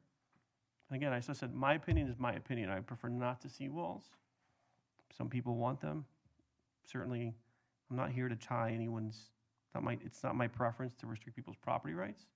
But there is a community. We are charged with developing a community culture and aesthetic.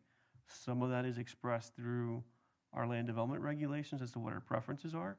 I will tell you in the existing code, I don't understand why we allow unlimited height hedges and we say you can only have a wall that's opaque for the first 4 feet, right? That to me is inconsistent. So,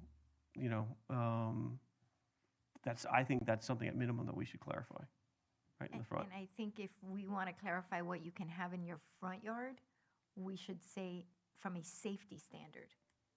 You know, like I live in a corner house. If I were to plant a hedge all through my front yard, nobody turning at the corner will be able to see. So I think, if I'm not mistaken, doesn't Miami-Dade County have standards of how that would work? Yeah, that would be picked up in the site triangle, but the site triangle wouldn't cover your entire front. Yeah, and so I'm saying, when you're talking about safety, there's already something in place, the site triangle, thank you very much, that dictates what you can do. As for the rest of it, like I'm saying, if we want to say, hey, you have to have 3 feet and then 3 feet that we can see, but people want privacy. That's their personal house. They can decide for themselves, do I want to be a part of this community or not? Like, I don't understand what makes us think we can dictate to somebody that they have to be part of a community. I don't want to be part of anybody's community. I want to be part of the community of one. So let's be clear about what we're doing. We're applying, anything we're going to do, we're going to apply prospectively. And so, Coral Gables has a series of standards that it lives by, and it sets the tone and direction of a community. For a person who's looking to move into South Miami, if we had a standard that said you can't have a wall, or you can only have a wall that's 3 feet, right? They could factor that into the analysis about whether or not they want to be part of the community, right? It's a standard that is available for them to understand. get informed about and decide whether they want to live in a community that has walls or no walls, right? So again, I'm not asking that we do something that retroactively changes a decision that someone's made, right? Because I agree with you. You've invested, I've invested, we've chosen not to erect a wall in the front of our house. But the fact that we are going to adopt a perspective standard, I think, is going to send a signal to the world about the kind of community that we want to be. That's the conversation that I think that Commissioner Liebman was trying to get us to have, right? It's not to tell someone who lives here already you can't do that if they're already doing it, but it is intended to say this is the kind of culture that we want to foster, and we can do that through this kind of a regulation. So then, would it be fair to say, right now you have 4 and 2, or whatever it is, you can, 4 feet opaque, 2 feet, you have to be able to see through. And I'm making this number up because I don't have skin in the game for what's visible and what's not when it comes to that wall. So let's say we do 3 and 3, then logic for me would dictate that if I'm allowed to have a fence 6 feet high, I'm allowed to have a clusia 6 feet high. This is not an issue that I want to be the guy carrying the water on, because it's not one that was at the top of my agenda, nor have I heard a bunch of people clamoring. It's a kind of a leftover issue. Where I will tell you I see a conflict, if I was going to suggest to staff something that we should do immediately, is to say if we have 4-foot opaque walls that are permitted today, right, to me, a collusia hedge is an opaque wall, right? You typically you cannot see it's like 70% plus opaque generally once it grows in. I would tell you we should keep hedges, whatever collusia or any other type, to 4 feet. So it's consistent with the opaque wall standard that we have today. Right? So you don't have massive green hedges that effectively, you're saying if it's green, you can basically block out everyone else, but if it's concrete block, it's your preference, right? It can only be 4 feet, right? There's that incongruity. So I would address that, I think, as an immediate issue and say, I don't know how anybody else feels about that issue, but I think that is an inconsistency to me that makes no sense. Because if not, we should just allow people to have 6-8 foot walls in their front yard. If the point is to, I imagine the reason that we have, and Marcus or Sarami can address this, we have a 4 and 2 foot standards because we want to provide, what's the police safety standard? Safety through design. But yeah, SEPTED, safety through design, essentially. The reason you want is you want to have a visual sight line into the property, right? We require it with one building material, but we don't require it with vegetative material. I don't know. We can decide as a board, do we want to just eradicate the difference and just say, you can go up to 6 feet with whatever material you want, natural or man-made. That could be one solution. I would say let's bring the vegetative material down to 4 feet. That would be my preference.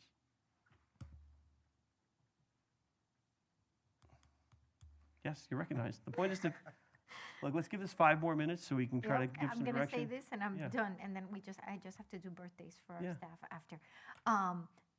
I think if we're going to let you do 4 and 2, I think we should just let you take the same height in the clusia. Even though I'm with you, obviously I don't have a wall, and I'm terrified of that because I don't want somebody to kill me. Okay, so so you would be fine with 6 feet as if it's opaque or open. If it was green material, and in other words, if it's a hedge, I don't have a problem with 6 feet because that's what you would take your fence to, giving this and that. You'd end up at 6 feet, and most people would like when they have a fence to not see it from their side. So if they're inside their house, they don't want to see a little hedge and all the sticks, But that's all I'm going to say about that. Okay. Colleagues. What was the issue before? I mean, did we not have the code to talk about the restrictions that we have in place through the code? Because if we look at the code, we have those restrictions at 4 and 2 already, right?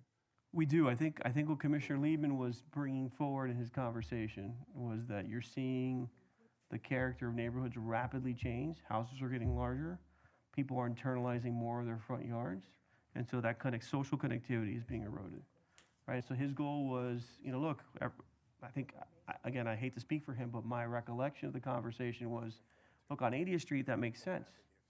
right? Because it's a lot of vehicular traffic through there, on 62nd or on 57, right? Kendall Drive, right? That makes sense, right? On internal streets, let's just take 83rd Street or 85th Street where I live on, right? The incorporation of walls is really kind of resulting in a reduction in communal The interaction. walls are currently what, 4 and 2? 4 and 2, 4 and 2. Which is what the code's been, For forever, yes, yeah. I don't see an issue. So I don't, again, Code for vegetation. now, do you think we should address, should we address a maximum height on hedges for vegetation in front yards? 6 feet, like Commissioner Bonich said? That's what she said.